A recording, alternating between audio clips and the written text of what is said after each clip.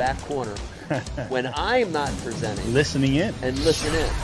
Hey, everybody. Welcome to Bass University Live here on Tuesday night. Take a quick break. Watch John Cruz's on the Tokyo rig. Be a part of the show. Get some chances to win some awesome prizes. Bass you go. You know, we didn't have that back then. And dude, it can just... That text thread gives me so much energy. I mean, like I'm dialed.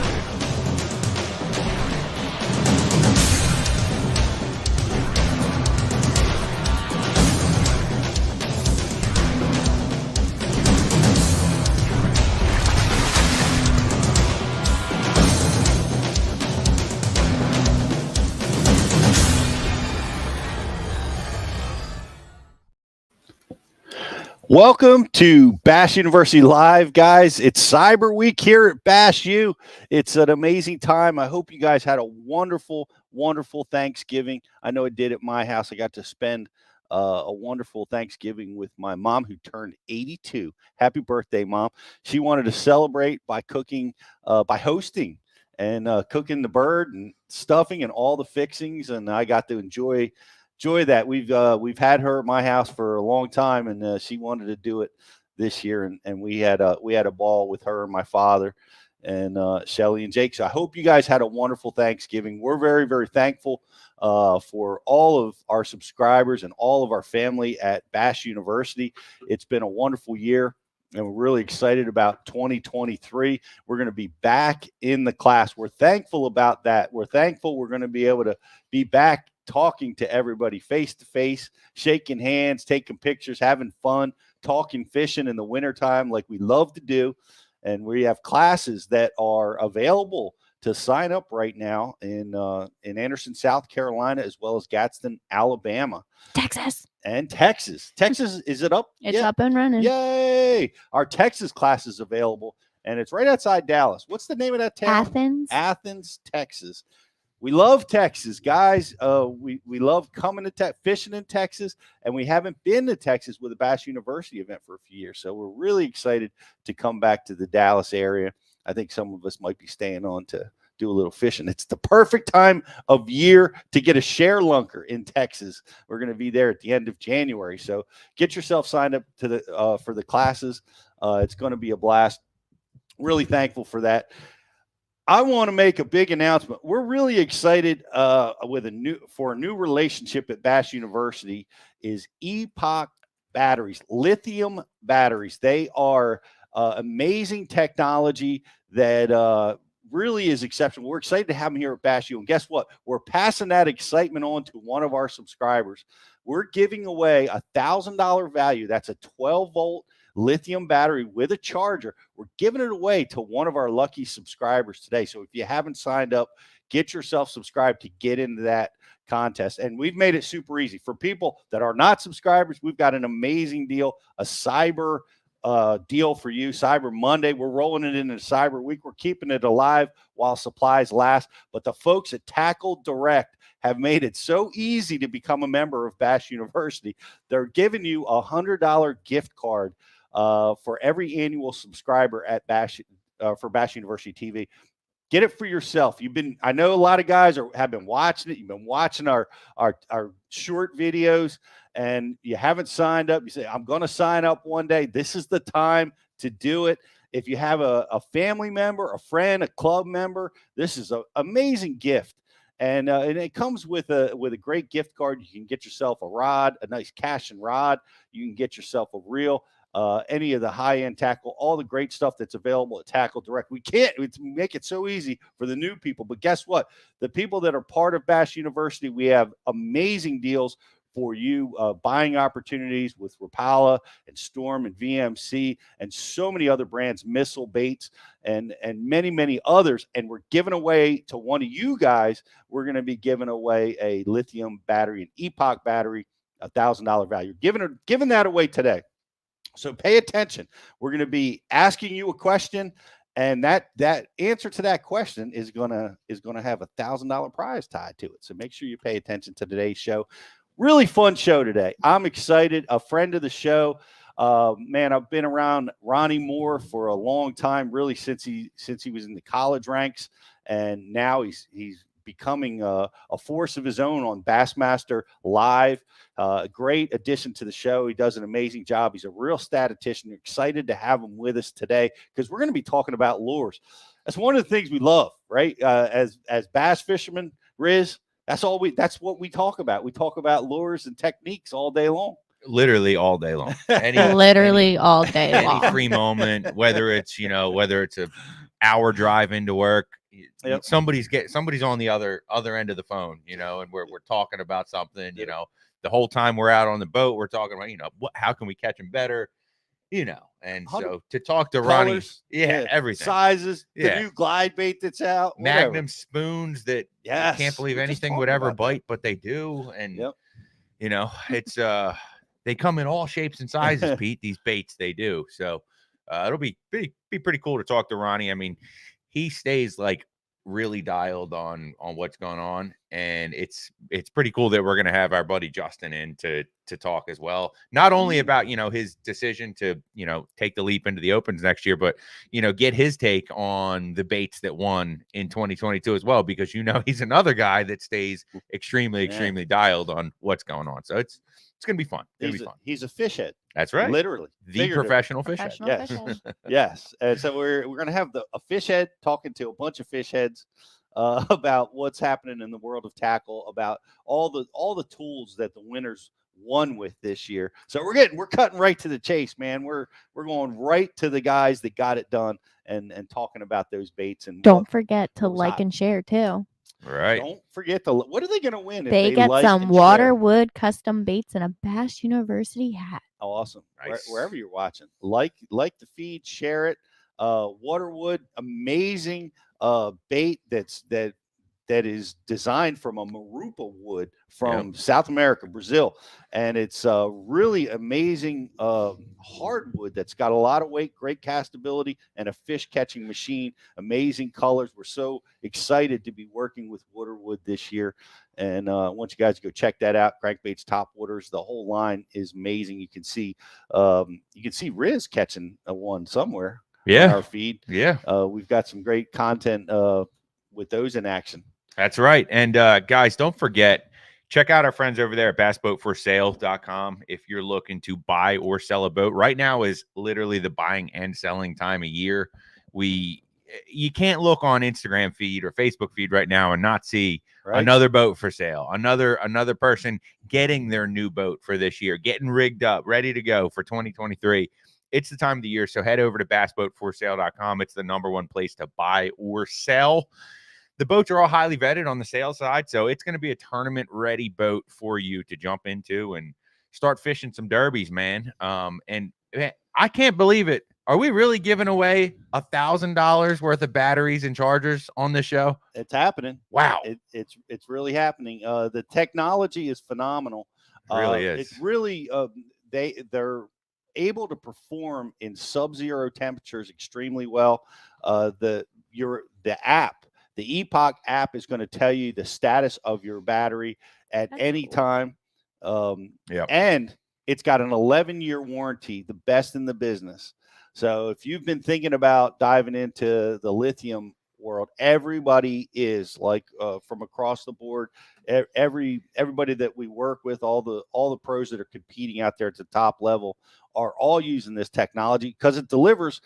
Man, one of the main reasons is for your sonar operation, because it delivers 100% power right out of the gate. And it's hard, and you got to keep when you've got forward-facing sonar, 360, and you've got all the mapping, you got all this amazing technology going. You need power to be able to supply, a great power supply to keep these things running at their peak, at their maximum benefit. So it keeps you well above the 12-volt across the board and 100% power right out of the gate. That's why it's so awesome. The other, they last so long, they charge fast. There's so many amazing assets. The weight is obvious, is one of the obvious things, right? It's going to cut it down, over half of the weight that you're gonna cut out of your boat by using lithium batteries. And we really appreciate the folks at Epoch, and we're giving away a 12-volt battery with a charge, $1,000 value to one of our subscribers at Bashu TV. So get yourself signed up. We're going to take a quick break. Go get subscribed. Get your TackleDirect gift card if you haven't done that yet. Subscribers, pay attention. Get your thinking cap on. One of you guys is going to win one of these really awesome Epoch lithium batteries. $1,000 prize. We'll be right back after this. What's going on? It's Riz here from the Bass University, and I am excited to welcome in Waterwood Custom Baits to the Bashu family. These are custom handmade baits in the South Rainforest of Brazil. They're made of Marupa pedra wood. It's extremely dense, it's resistant, but it's also really buoyant. They're made of quality components with a 100% guarantee. They're made for tournament anglers to get it done when the money is on the line. Guys, that was like my second cast with this bait. That's a Waterwood custom bait. These things are handmade in the rainforest south of Brazil. And I mean, as you can see right here, it's a fish catching bait. It's got the front hook. That means they wanted it. This bait's, it's running really true. It throws really well. Guys, check them out at waterwoodcustombaits.com.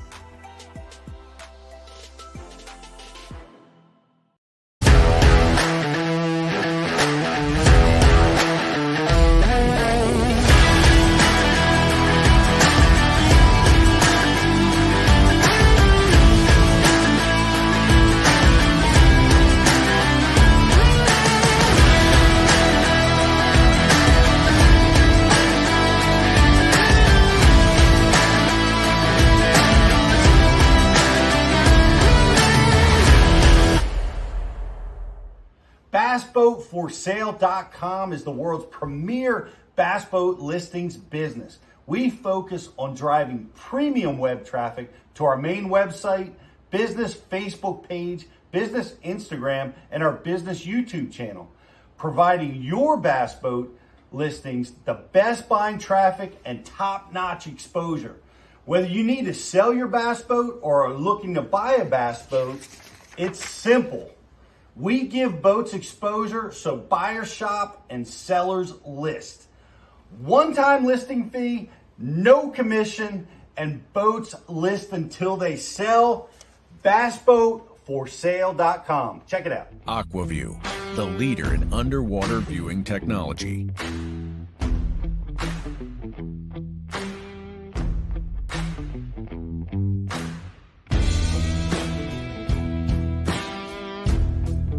Find what you are looking for. Catch more fish. Have more fun. AquaView. Seeing is believing. Why do you love casting fishing rods? I'm truly losing less fish. Is the sensitivity of the rod. That they're made right here in North Carolina in the USA. Strongest, lightest rod, 100% made here in Sanford, North Carolina. From the drop shot rod to the flipping stick.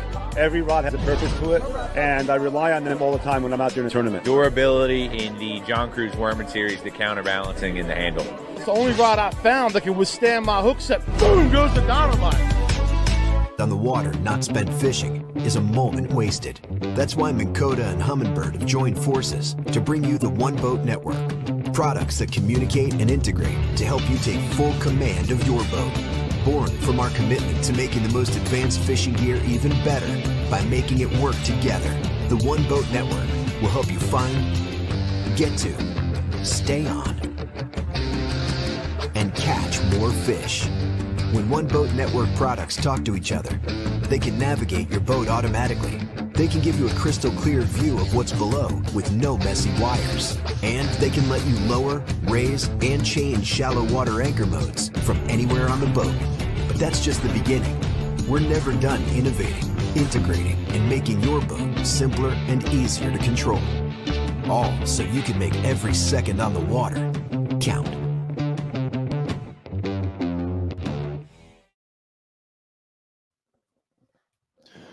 Welcome back to Bashu Live. You're just tuning in. Amazing show. Ronnie Moore's coming on from Bassmasters. We're talking about the winning baits of 2022.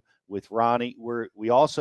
It's Cyber Week, guys. Never a better time to get signed up to BassU.TV. If you're listening, this is the time. Sign up for yourself. Sign up for your buddy or friend or family member that loves to fish. It's going to help you become a better angler, or them. And we are giving away $1,000 Epoch lithium battery today. We're giving away to one of our subscribers. So another reason to get signed up. We're really excited about that. Looking forward to working with the folks at Epoch. And I want to welcome into the show, guy we haven't had on to the show, longtime show member, cast member at Bass U Live, professional fish head, our own Justin Kimmel. Happy Thanksgiving, JK. Happy Thanksgiving to you guys, fam. It's good to see you guys. Jocelyn, I miss you. Riz, miss you too, man. Well, we miss having you around. And, we talked a little bit earlier, and I looked up some of your social posts. You had a wonderful week of vacation with the fam this week, getting a little fishing in. That's pretty awesome. Yeah, it was nice to spend just a full week with Thanksgiving. I know my kids, I think every Thanksgiving I've been with them, they've been waiting on Dad to put the computer up and, do something around Thanksgiving. And, we worked hard on a lot of Thanksgivings, and it was nice to have just a full week. We docked the boat at Lake Kiowee and caught a lot of big spotted bass, man. It was a lot of fun. Spent a lot of time. I think Little Man is out fishing you a little bit, though. Yeah, he's doing pretty good with that. It's a little 1-2 punch. I'm proud of him though. I think he's up to 3 fish this year that he has done all by himself, cast to catch. A lot of times, we make sure that hook's in there so he can have fun. And I don't remember this, Pete, from being young, but reeling in like a 3-pound bass is a lot for a kid. It really is. It wears him out. It's hilarious and fun to watch, but he has to sit down and grab a drink and get a snack. That's awesome. It's for the I'm taking 13-year-olds out. That's what Jake is, and I can't believe he's 13 already. But yeah, him and his boys do the same thing. They catch them, they sit down, they take a break, check their Instagram, wipe the sweat off their brow. I would have to pack like a ton of snacks after I caught a fish. I'd just sit there and eat. Go back. Where's the Gatorade? Yes. Yep. Got to cool down. Well, it's so fun to have you on the show, because we got big news for you. You're taking on the Bassmaster Opens this year. You're going to take on all 9 Opens, and that's an exciting decision. I know it was a hard one, and excited for you. Thank you, Pete. Yeah, it was a really hard decision. The NPFL this year was an amazing time. One of the funnest years of my life.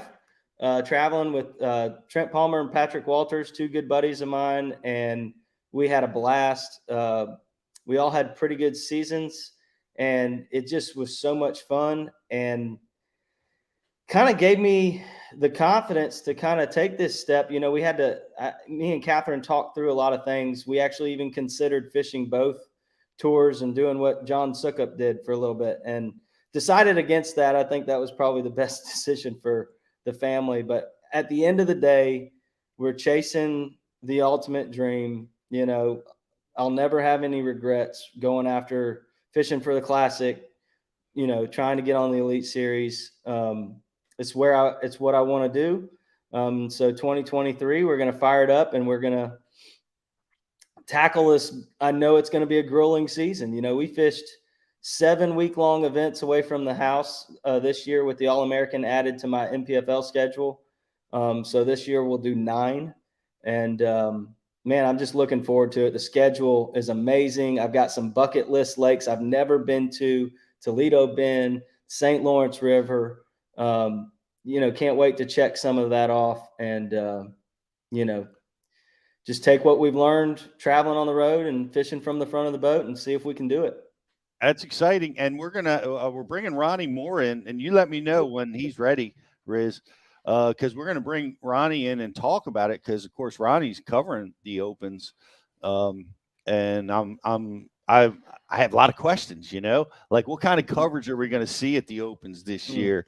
How are the entries in the Opens this year? What's what's it looking like? Is there any inside information that we can kind of get from Ronnie and talk about what what you're getting into here, man? That's a lot of tournaments, man. That's 9 tournaments. That's a really long and aggressive season.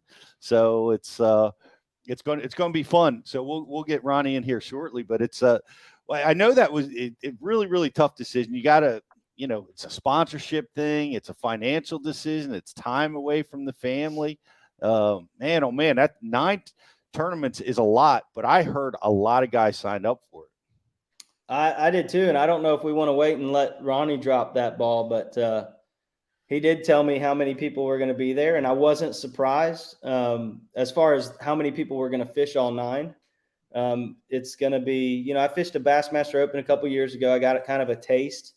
The competition is top notch. You're fishing against the best in the world. It's got to be one of the toughest trails. Of course, you have some guys from the Elite Series and the Bass Pro Tour that make cameos there. You got the best locals at those lakes jumping in those tournaments, and then you've got 100+ guys duking it out for those 9 Elite Series bids. And you have to contend with the dean. Yeah, you got to contend with the dean when you take that northern swing. I was kind of hoping we'd be a little more buddy than that, but I'm gonna do my best to try to fall in the water again. Hey, we know what goes viral, don't we? Yeah, I'm excited about this year, and I opted to just fish the Northern Division for a variety of reasons, but I'm just amazed at how aggressively the fishing world is getting after this with everybody entering into these events, and there's so many changes going on in all the different tournament trails right now with the MLF going to the Big 5, which is is a crazy change that we didn't expect, and the 9 Opens is new to us, but there's a lot of dynamics in the fishing right now. I wonder what's with the NPFL, or what is the status of that? Do you know what's going to be happening with them this year?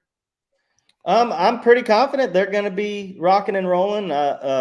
From all I can tell, they were financially fit this year, and they put on. I'll tell you this: they put on one of the best events in person. There, as an angler, that drive-through weigh-in is something that I hope a lot of other organizations catch on to. If you can run it as efficiently as they do, it's fun. Great. They pull you right out of the water. Your fish don't go to a tank. You're not standing in line out of the live well. You're pumping your live wells all the way to the point they hit the stage, and then they go right back in and out. And they run. I mean, they run it efficiently. Like you pull out and you're weighing in within 2 to 3 minutes from your fish getting checked to the weigh in. And they got a lot of great guys who work hard. And I expect them to, be there, be one of the tours. I know I heard some Tackle Warehouse guys were going over there and signing up, and is that right? That's cool. Yeah. Some big names too, man. Some guys that have won a couple $1 million on their resume are signing up, and so the list that I saw a few weeks ago, there was name names, brother. We're in the podcast. I really don't know. I don't want to get in trouble because I don't know if I had signed some non-disclosure or something to get, but you'll see it when they show up, and you'll recognize those names I'm talking about for sure. And then I expect a large contingent of guys to come back who are with them. And I'm sure there's guys in my position who decided to jump at the Bassmaster Opens and maybe the Invitationals. for a lot of guys like me, there just were a lot of guys like me who had 3 options, and it was a tough decision. Is there a cutoff amount of boats that can enter into the Open? The 225 is the cutoff that they've been. So you have to sign up, it's first come first serve, I guess. It is. Oh. Yeah, you got to sign up. I'm interested to see what Ronnie says because I suspect it may be full. Sounds like it. Across the board. I would expect us fishing full Opens everywhere we go. I would expect a very big field of who's fishing all 9, and then that's only going to leave so many spots for guys who want to fish one division, and then do you have to fish a whole division or can you just select tournaments? It's a great question. Great. We'll see if there's anything changed, but it's like first come first serve, as you said. Because what'll happen is a lot of times guys in a long season like this, you'll see guys drop off at the end of the season that are having a crummy season, and there'll be opportunity to cherry pick, to jump into one. And I didn't know if you had to individually sign up for each one. In order to make the elites, you have to fish all 9. All 9. All 9. That's new.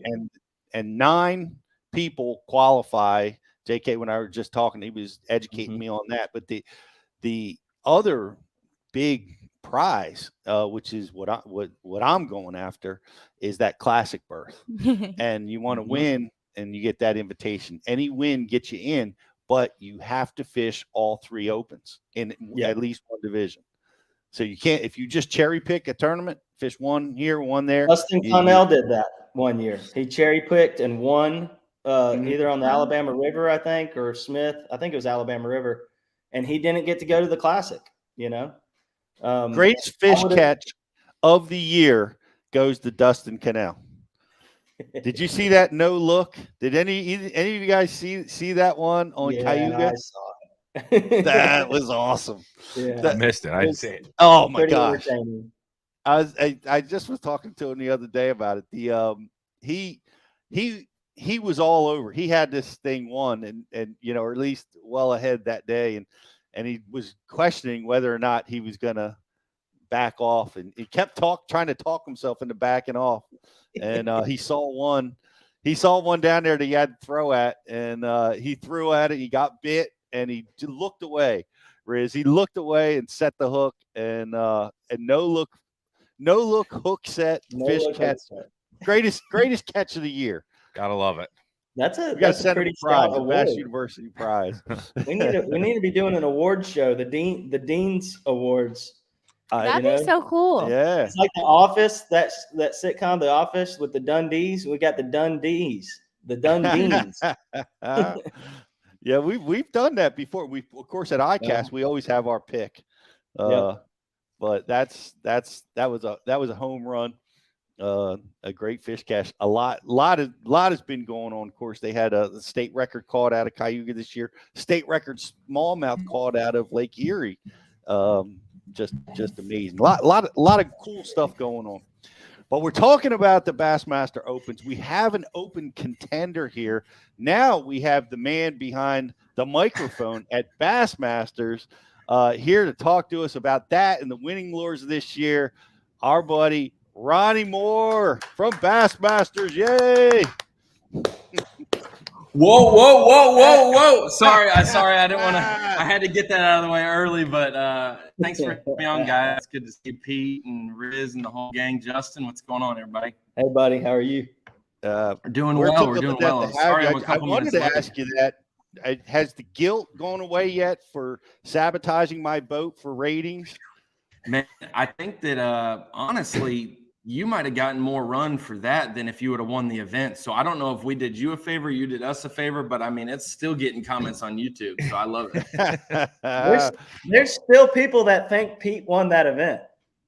Oh, 100%. And they still think that Pete did that on purpose. They literally, I guess it's because you are buddies with Ike and Ellie. They just expect you to do some crazy stuff, but they thought that, you might have done that on purpose. And I was like, that was the most natural and graceful fall on you can't fake that. Notice as I could ever done. That's real. I cannot confirm or deny. I just want to know how long has that cord been dry rotting? That's what I just wanted to know. How long have you had that cord? Well, it was, I don't know. I suspect sabotage, but that's all right. That's beside the point. Of course, I would have liked to have fallen in and won, but I can promise you this: I will not correct anybody that thinks I won that tournament. I'll go right along with that conversation. But we were talking about the opens, right? We've got that was the last open of my season, and we got great coverage. It was a lot of fun falling in the water on Fox. It's so weird. Ryan, my school bus driver from when Jake was in elementary school, he's now in middle school. He stopped me he had to get out of the bus and tell me what an amazing appearance I had falling in the water on Fox. I mean, everybody watched that. That's funny. I thought you were going to say your school bus driver, but I didn't know they had buses back in your time. So I'm glad you clarified that it was your son's school bus driver. But no, man, the opens. I'm really excited for what's to come for the opens, especially with the new format and stuff. But being able to do them live, we've messed with it. We had boat to boat in 2020 with COVID, even though everything kind of shrunk down budget wise. We still went for it and we did some live. And then to have them in the boats the last few years with no marshals on no co-anglers on the final day. I think that brings the opens to the level that now our format says that it is. It is the qualifying series for the Elite Series. It is important. It is a commitment, and we've asked for extra commitment from the anglers by signing up for more opens to pursue this. We're taking the commitment of the Elite Series pros and entrusting that we're not going to kick you out for maybe some guys who have only put their toes in the water for 3 events. They're going to be just as committed if they're going to take your spot. And then also we put the commitment on ourselves on coverage wise and being able to do more coverage, to be able to show these storylines and different things. Because if someone would have said Pete Glusick fell in the water on the final day at the Chesapeake Bay, I would have thought hit a stump. I would have thought, a big boat wake, a big barge came through and he just didn't see it. But a cord breaking, you just can't see it unless you were there. I'm glad you guys were there. Honestly, that was amazing. And it's interesting. You talk about a few things I want to dive in with you. And I don't know if let's find out what you can talk about. But have you oh gosh, set the coverage we got coverage on the last of the open. By the way, I just got to say this. I love it. I love coverage of the opens. To me, it's like watching college football. It's like it's amazing. You're watching the qualifiers. Who's going to make it to the next level? It's extremely competitive, and I absolutely love it. So, what are we covering this year? Are you still working on budget? Do you know? Are you going to cover as many as you can? What do you think? Well, I will say that, yeah, I love the opens, and I love that they go into the fall. Even though it's tough and those final events of each division go into the fall and it's not the best fishing and it's not the 100 pounds we see, I love seeing JT Tompkins come from 9th to win the open. I love and the guy who was leading. I didn't like that, but I know you didn't like that. Other than that, I agree. And then Tristan McCormick at Hartwell being 2nd and winning, and then Keith Combs from I think 7th and winning. So there's the volatility on the final day of opens, especially with guys who probably have bigger leads. I like to see that because I like to see those adjustments. But, the plan is always to be bigger. There's not a single year, I'm in the conference room at JM Outdoors where our Bassmaster Live is. I was just down in studio doing some saltwater TV stuff for a schedule reveal that we'll do, later on this week that'll air. So we're doing a lot of stuff around here. And so one thing I've always admired when I got the call to come and work at JM Outdoors, just the production arm of Bassmaster, is the guys in the back, the leader of the whole team, Mike McInnes, the guys in the back like Howard Downs, who make the whole Bassmaster Live even a thing. He's, the innovator that created it. None of them ever settle. It's always, what can we do more for next year? What can we do better for next year? And so that's always the goal. And so that's a long spiel to say that there is more coverage coming. Hopefully that's the goal. And that's what we've projected to do. And it's one of those things.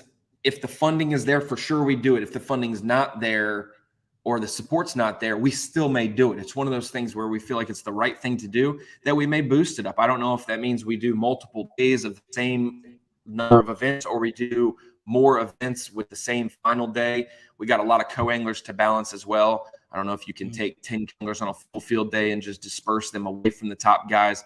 That really gives an advantage to the leaders, you know, on 2 days. They don't have to fish with a co-angler on day 2. That would be difficult. So there's a lot that goes into it, but I do know that I've already prefaced Sarah, and I told her, I said, just so you know, I'm still going to be married to you next year. We just might not have as many weekends. So there might be more weekends tied up in bass fishing, which is fine to a certain extent. But no, the crew here is always trying to work and make it more, whether it's the payouts, whether it's coverage, whether it's what format is going to be best so that we can be consistent. I know that those discussions happen all the time. And the number of texts that I got from people asking those questions and almost not backing me in a corner, but they want those hard answers before they make this big commitment. And I'm like, at the end of the day, you have to make that commitment, whether it's like the 2010 Opens and there's no live coverage and it's this format or that. You have to make the commitment in your heart and be okay if it's better than you expect, the same as you expect, or, you know, your dreams are a little far-fetched. So it's hard to say that to guys, but at the end of the day, I don't know how many people want to fish the Opens just for coverage. So they want to do it because they want to make the elites. And if that's your heart of hearts, then that's the decision you need to do. And so based on the number of signups we've gotten, I think that's in a lot of people's heart of hearts, and it's going to be a good 2023.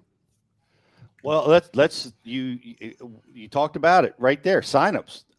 I've heard the number 175 all 9. Is that true? It's crazy. Can you say the number, or what's going on with signups?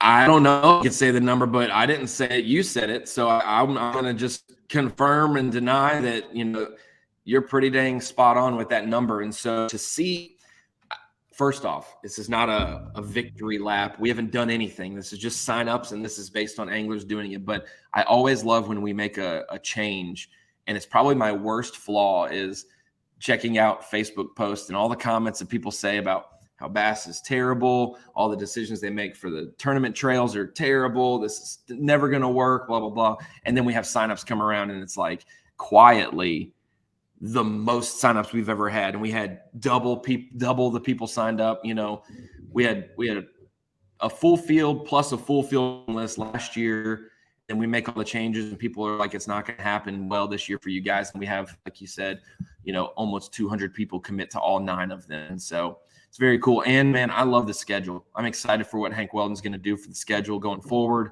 the different changes we have with planning those. But the 9 events we have, they're diverse. We got some old school places. We got places we've never been, and we got some mainstays in different months of the year than we normally have them. So I'm excited for what the Opens will bring storyline wise. But yeah, the signups were fantastic. And you know, there's even more around of do we expand the field by, you know, a dozen or 20 more boats just to try to get as many people that want to be there in, you know?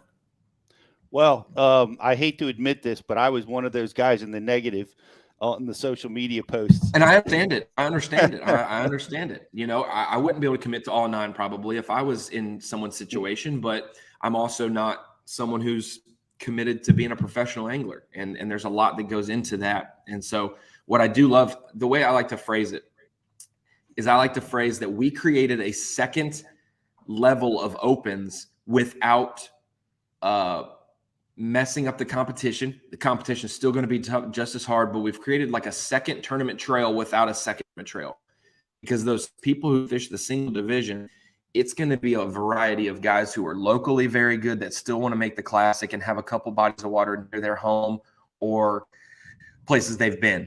You'll have guys out of college that maybe were pretty good, but they don't know how good. They can get into 3 Opens like normal and test the waters there. If they do really well, then they'll have some seed money based on top 10s or winning an event or punching a classic ticket, whatever, to be able to have the courage to do all 9 and have the financial ability. And then you'll also have those who just want to continue to fish high-level tournaments and test themselves. So it's not all just like focused on all 9. That's the EQ points race. But now we have another division or another aspect of it where that single division is still very intriguing because you're still going to have a lot of hammers, a lot of people that want to sign up. I think the single division's filled up in like 7 minutes. So, there's still people who want to do just one division, and we understand that. And so the classic is still the deal, still an awesome opportunity there. And hey, if you do win one, it's going to be 50 grand. You're going to make the classic. That's another 10 grand guaranteed.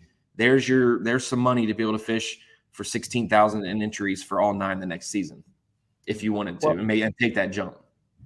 Well, if you don't tamper with my trolling motor cord, I'm going to try to get one this year because I'll be in a singular division. But no, I just gotta, I gotta give credit where credit's due. I said, no, this is not I don't like this call. I don't like this decision. But man, the signups tell the tale, and the people have spoken, and people want to do it. They want to try to get into the elites, and I took my shot, and I'm really through. We have one of our own professional fish heads here.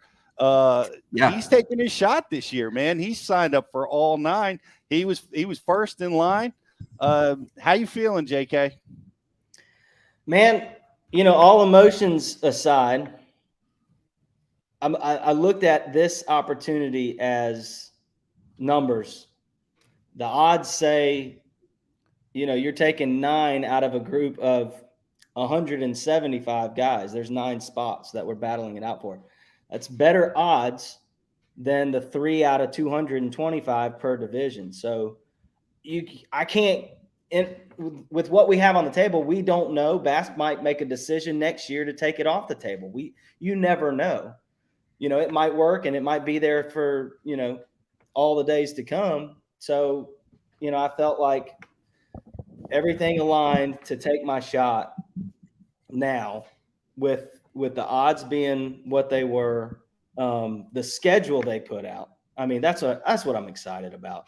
Ronnie said they haven't been to a lot of these places in a long time, but they're going to some lakes that are famous. And gosh, like Wheeler, I just came back from Wheeler at the BFL wild card. That place is on fire.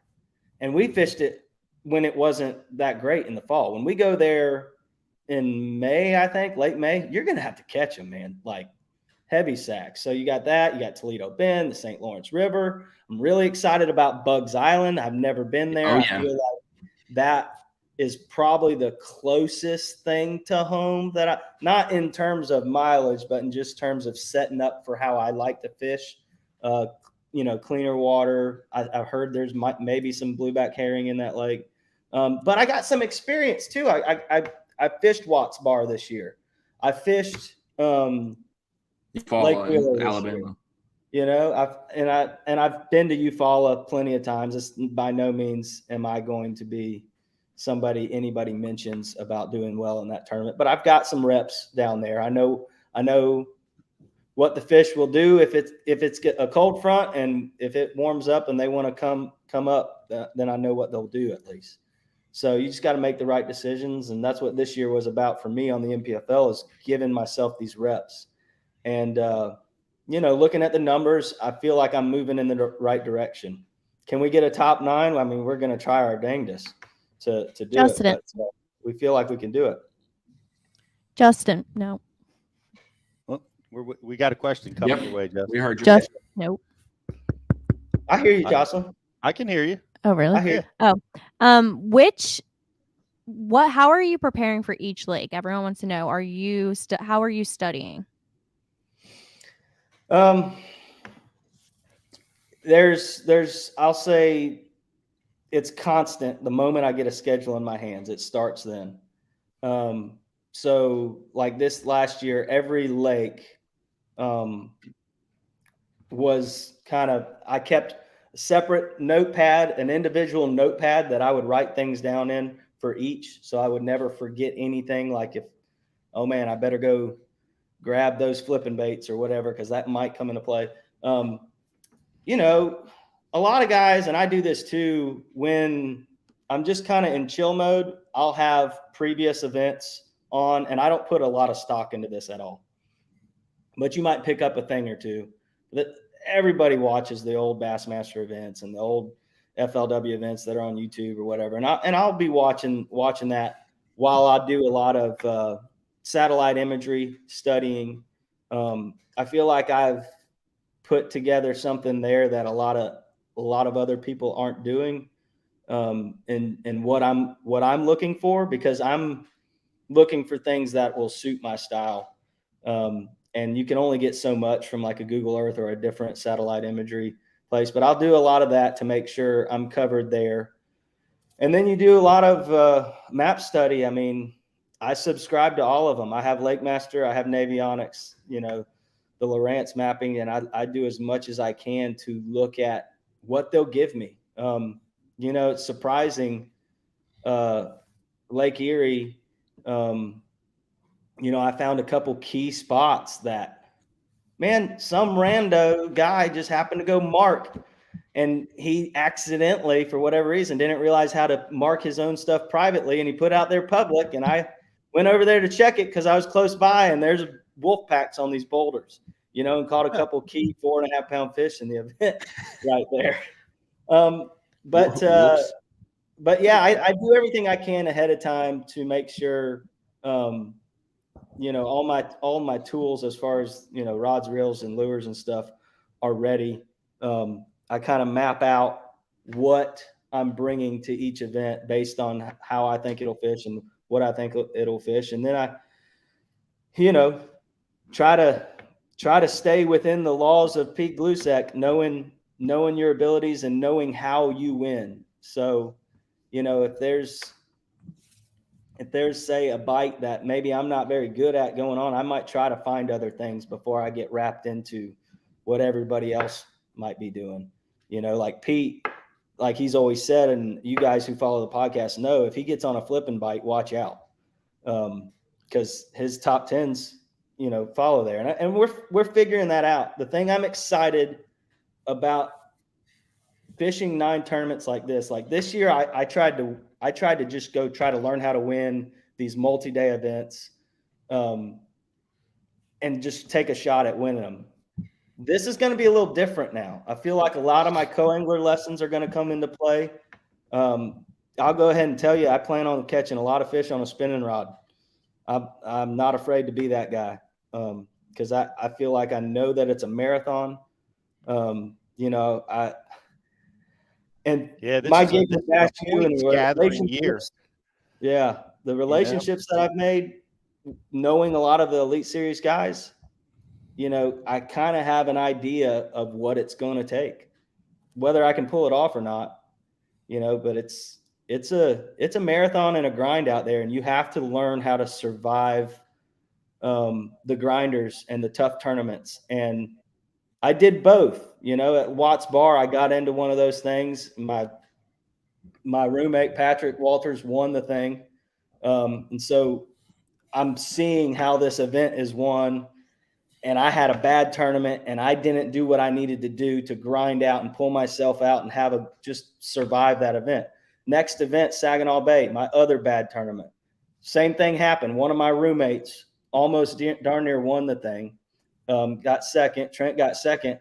So I'm watching this unfold. I know what he's doing, and I know what, it's nice to have an up close view of how these tournaments are being won when the rest of the tournament is a darn grinder. Like they weren't easy tournaments to even catch a limit or catch a good sack. And, I learned from that. And Lake Erie, I clawed back into the top 10, but that was a grinder for me. I caught 7 keepers day 1 and 6 keepers day 2, and I had a great final day. But those lessons I learned throughout the year from even just my roommates and from a lot of relationships, you, Pete, and just being able to think through the amazing process it is to actually make these decisions in real time. And I closed out the year. I was in the 60s in the Kissimmee chain.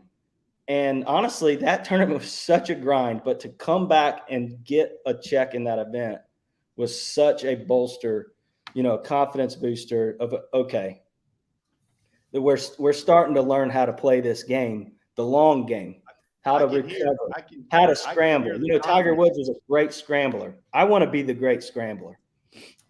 I can hear the confidence in you, and that's great. And we're all going to be excited to watch. And a lot of grinders took place. Of course, Watts Bar is going to be a grinder. We had a shoot down there, or for Bass University, and in the exact time of year when that tournament's going to be. So it's going to be a test of the best for sure. But I want to switch gears. We've got Ronnie Moore here. I want to go from talking about grinders to talking about smash fests, because we had some, and we wanted to talk about some of the baits and tools and the guys that have won big on the elites this year.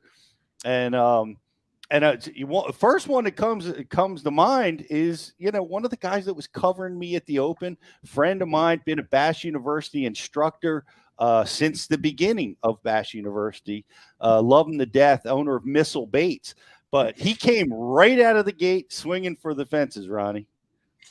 Yeah, and I think that what's crazy is his two victories, John Cruz, who we're talking about at the St. John's River this past season, his two victories in his career have been on opposite, probably the farthest away from each other that you can get, the Cal Delta and the St. John's River. Both of them are tidal. Some of them don't have the biggest fluctuation in tides depending on where you're at, but at places it can fluctuate a lot. But how even like subtle little tide deals, he told me a story, I think, and Wes Logan told this as well. Like Wes was like running down the same stretch as him fishing on one of the days. And he's like, man, it's about to get good. The tide's about to start going out. And Wes is like, I don't even know what the tide is. What's the tide? Because it's so minimal that you just can forget about it at the St. John's and still catch them.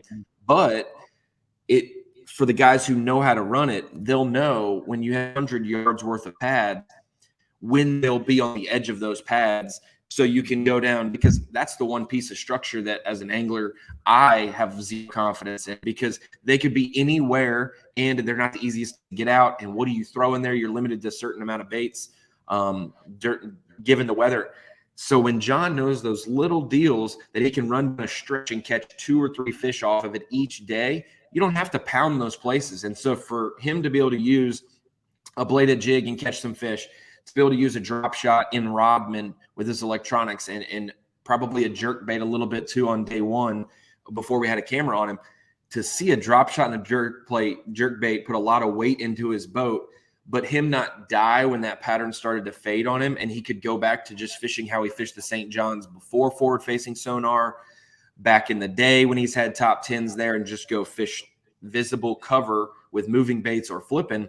He was able to save himself in Rodman doing that, and then also when he got back in the river. So John mixed it up a lot, and it was very cool to see him that, because there's moments, we see it on live, and Justin knows fishing. There's moments where Justin's at the Kissimmee chain and he's about to die in this event. It could go either way. You're either going to come back and salvage, or you're going to pass and drop down the standings. And I always say the Elite Series pros, all of them have the ability to get a top 20. But not all of them have the ability to avoid a bottom 20. And you'll see those guys every event who are 75th day one. They jump and they get to 52nd and miss the cut. It's a missed cut. They didn't make $1, but they gained 24 points, 23 points on a day where they underperformed. But those 23 points will save them later. I think Whitaker, who is a friend of the show, when he was 5th in Angler of the Year 2020, he had that same thing. For the Northern Swing, he didn't make a cut. I think he missed 3 Northern Swing cuts, but he finished 50th, 45th to 50th in every one of those events. And he was in 70th day one of those events. So gaining 25 points 3 tournaments in a row after day one allowed him to stay in that Angler of the Year race, and he loses it by 18 points. So it's so close. But I will say there was a moment John Cruz had a chance to falter on day 3. And even though it was his lowest weight of the week, he caught a couple key fish that clued him in for what he needed to do day 4 to go close the deal. And that's what he did. Yep. And, it's interesting. I mean, he used surprise, a vibrating jig was in the mix, dominant weapon in Florida. He used the Texas rig quiver worm, downsized, casting and flipping style bait. But one of the things that, like you mentioned it, the drop shot, your ability to prevent a failure or catch fish or clean up that drop shot, you wouldn't think of that in Florida, but that was an effective tool. And it comes up later because we filmed with Brian Schmidt, who won on the Mississippi River. That's all he does is win. Especially there. Yeah, well, there. And, the importance of fishing in the grass with a drop shot for largemouth is a factor for Brian Schmidt. This was kind of a surprise to me. But he was teaching for Bass University, and we're going to be releasing this tutorial here very soon. But not surprised. Using the magic worm it was a prototype at the time. John used it at the St. John's. Now it's out, and it's really an effective drop shot. Made a few more tops later in the season as well with the bait color anglers did. So yeah. Yep. Great little worm. So check that. It's the quiver and the magic worm missile baits. We moved from there, and another Bass University instructor. I love Buddy Gross. He's so cool. He's so excited about fishing such a dominant offshore angler. And he did it on, going offshore, fishing hard spots and I guess shell beds on the Harris chain. Yeah, what's crazy is the Harris chain event in general. Kyle, Jesse, and I joke about it now, but with the weather getting better at the end of the St. John's event, we had a full moon the middle of the week leading up to the Harris chain. I literally was like, it's going to take 120 something pounds. Like it's going to be huge. Harris chain is fishing. It's the best lake in Florida right now. It's fishing on fire. It's going to take 120 pounds. Yet we see an 11 pounder get caught. We see some 9s get caught. We see some upper 20 bags get caught. And it's like 74 pounds wins the event, or 77 pounds wins the event. Like absolutely blew my mind that it didn't take 20 pounds a day, that it didn't take closer to 90, 100 pounds to win it. Because I had high expectations, but I think a lot of that, a mixture of weather was getting right, but we saw so many fish make the same moves in the same area.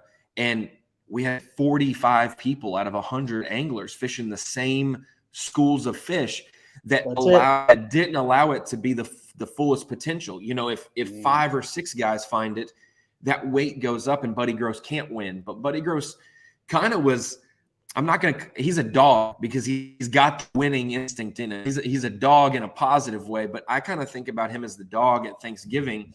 He was going around those areas on the edges and getting all the crumbs. He's got this little stretch of grass that I can make a lipless crankbait work. I can drag a Carolina rig. I can throw my swim bait. I can do these different things on the edge around the really heavily pressured area, which fish probably got pushed out to him a little bit each day, but he had to make those adjustments. He stayed on the outside, didn't get too thick into where he could probably see 100 fish getting caught right over his shoulder.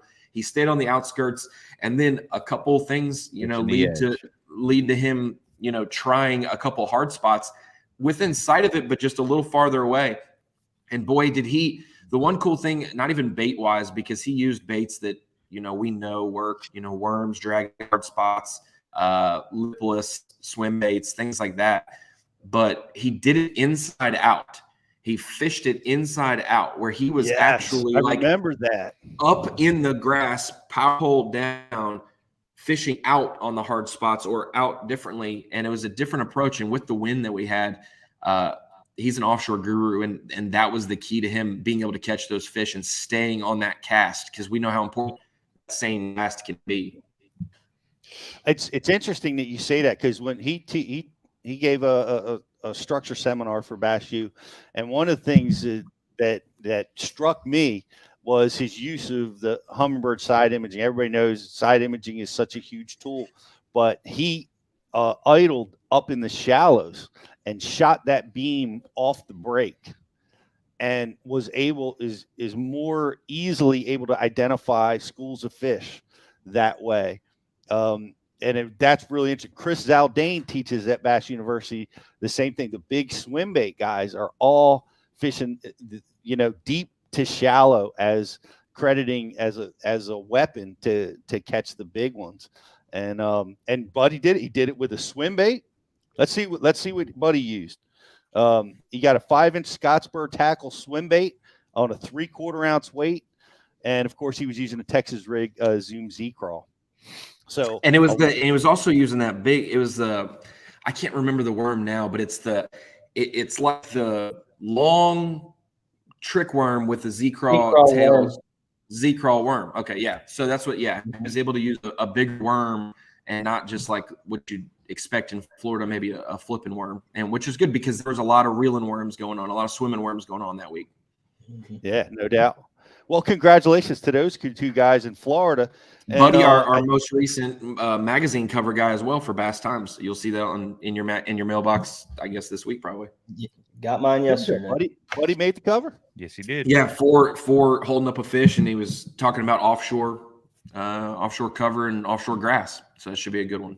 You know, it's funny when you you see guys fish and when they're trying to survive, right? They're using a technique that they don't maybe have that much confidence in, and they almost look uncomfortable.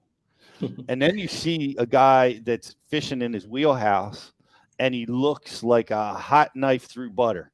And that's when Buddy Gross gets offshore, he's like, I'm at home, this is my house, And one thing I think is really cool with him, it's something we see Brandon Polinick do, but he credits 360 a lot more than forward-facing sonar, because for some of those guys that are Tennessee River guys, yeah, you want that live action as the fish change, as they reposition. But some of those guys who know how to find structure that will hold fish, they love 360 because that structure is not going anywhere. The fish may be there some days and not the next day, but Buddy utilizing 360 to find the structure really makes him deadly, because then he just marks it in the back of his mind. So when people are like, Buddy was a sandbagger this week, he didn't find them, whatever, he found 7 hard spots. He found 8 stumps. He found 3 deeper grass lines, and only 20% of that had fish on it in practice. But you can't win the 4-day tournament in the 3-day practice period.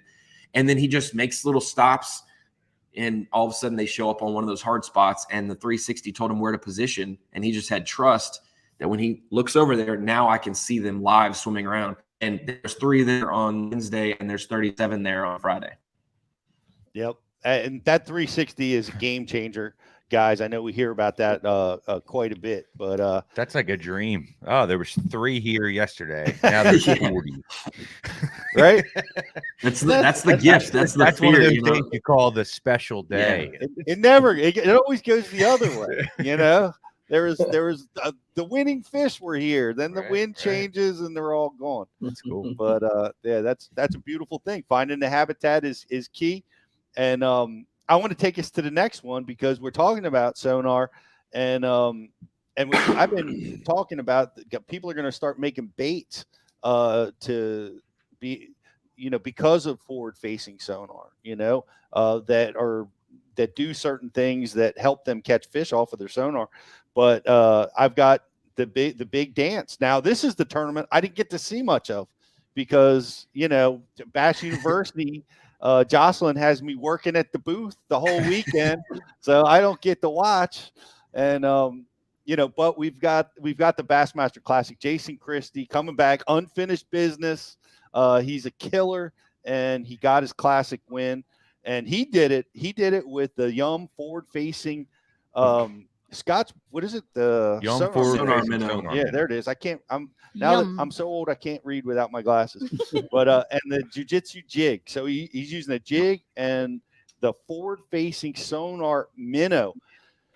Ron, come on, this is amazing. They're making baits to match up with sonar. They're doing it now. Yeah, and I got to ride with Jason on the final day of practice. We always pick, Robbie Floyd, myself, and Davey Height. We pick somebody to ride with on the final day of practice. And I'll just say, over the last 4 years, everybody I've rode with has gotten the top 10 in the Classics. So I'm just saying, whoever wants to dish out some cash, I'll ride with you this year. I'll pay cash. I would pay that. I would pay that, Ron. No, I obviously kid, but there's reasons we go with guys, and obviously the storyline. Robbie chose Hank because he was back to back and he was trying to go 3 times in a row. I think Davey went with Brandon Cobb because he was the local favorite and he got to see some different things from his boat. And I went with Christie because obviously the whole unfinished business deal, but I also know I've talked about it before we get to the sonar minnow, you know, at the end of the day, it's a piece of plastic. And it's the same people fishing the plastic who get beat by certain people fishing it, because Christy knows what to do and how to do it. Every time we're at Hartwell, I have Oklahoma guys in my interview room after the day weigh-in, and I'm talking to them, and I'm like, Luke Palmer, back in the day, you know, Edwin Evers, Jared Miller this past year as well. And then we had obviously Jason, and I think James Elam one year.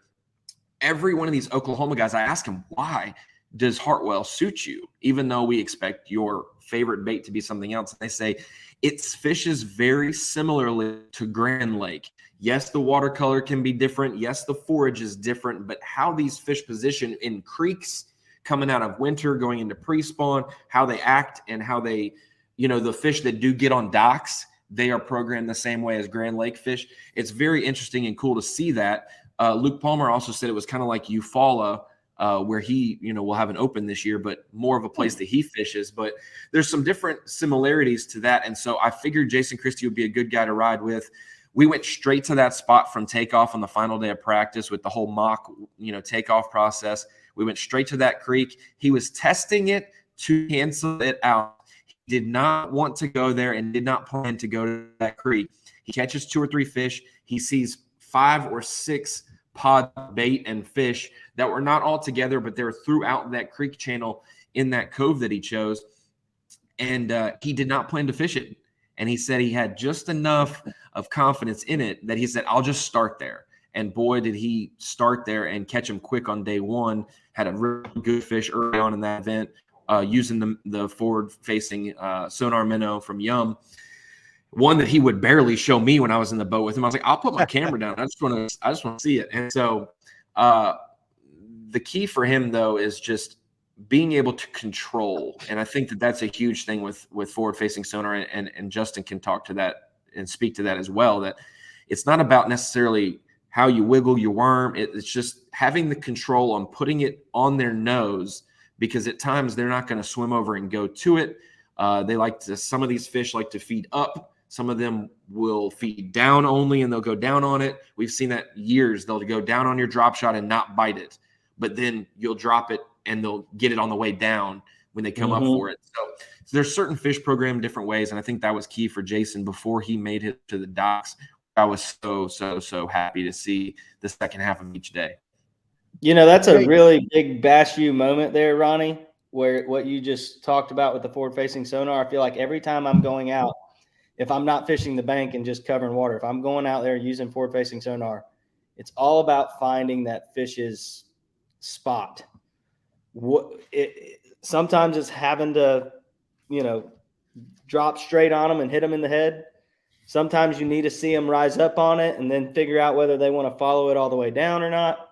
And then sometimes you need to put it 70 feet away from them because they want to go get it there, up or down. Like, it's weird. Competition, whatever. It's almost like bed fishing. There's a spot, there's the bed, and there's a spot in the bed, and then there's a spot on that spot that's going to really get the fish. And so you're just reading the fish, but it's just they're not stuck in a foot of water. They're pelagic, so you got to chase them a little. But I think that was really key. And what I saw from Jason at the Classic, being able to go in practice, we went from that starting spot, we went like 3.5 hours without a bite, without a fish on the graph, without anything in practice. And I was like, dang, I don't know if he could get his time. I said that if he could get his timing down from moving from the offshore kind of, you know, forward-facing style and spot to his dock pattern, if he could time that with very minimal lull, he's going to be very dangerous this weekend. Went all the way from the top of the lake to the bottom of the lake.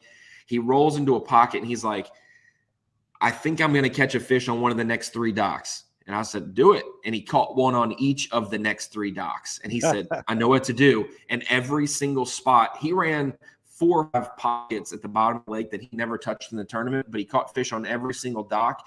And he knew then what to do. And we saw that when he needed those docks, they were there because he knew when to make that move and to have the confidence that I'm going to give myself 3 hours instead of 8 hours.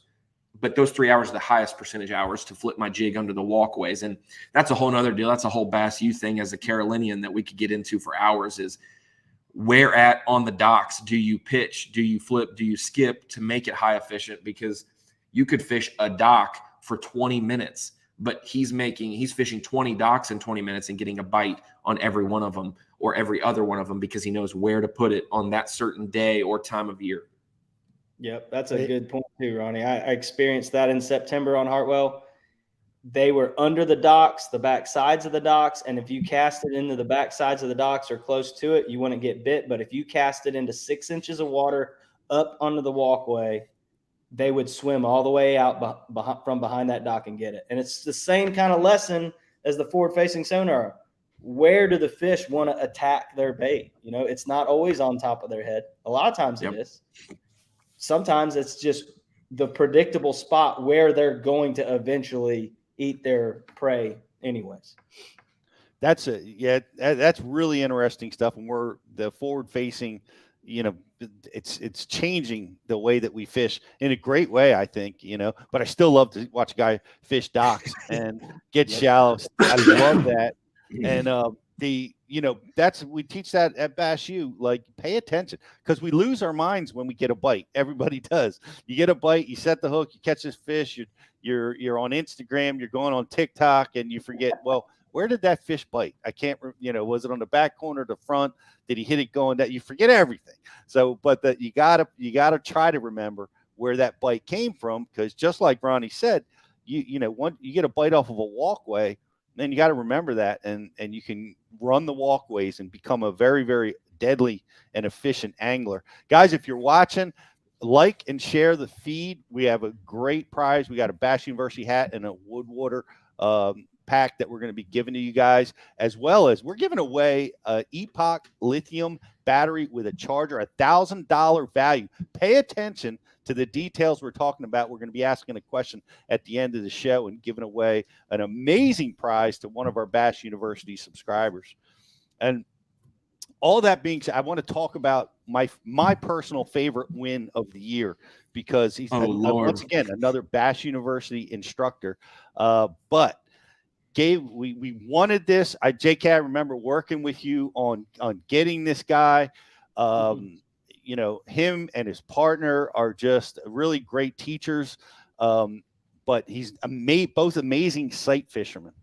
And Drew Cook gave one of the most monumental sight fishing tutorials at Bass University that I've seen. He's talking about stuff in a way that I hadn't heard. And I've heard, Shaw Grigsby, I've heard the best, starting at the best to watching it more, how guys are getting better and better at it, to where we wind up now with Drew Cook talking about how he's, gritting out the bed, what he's looking for, his action of vibrating that rod, and using the fighting frog, the big bait fighting frog, as his number one go-to.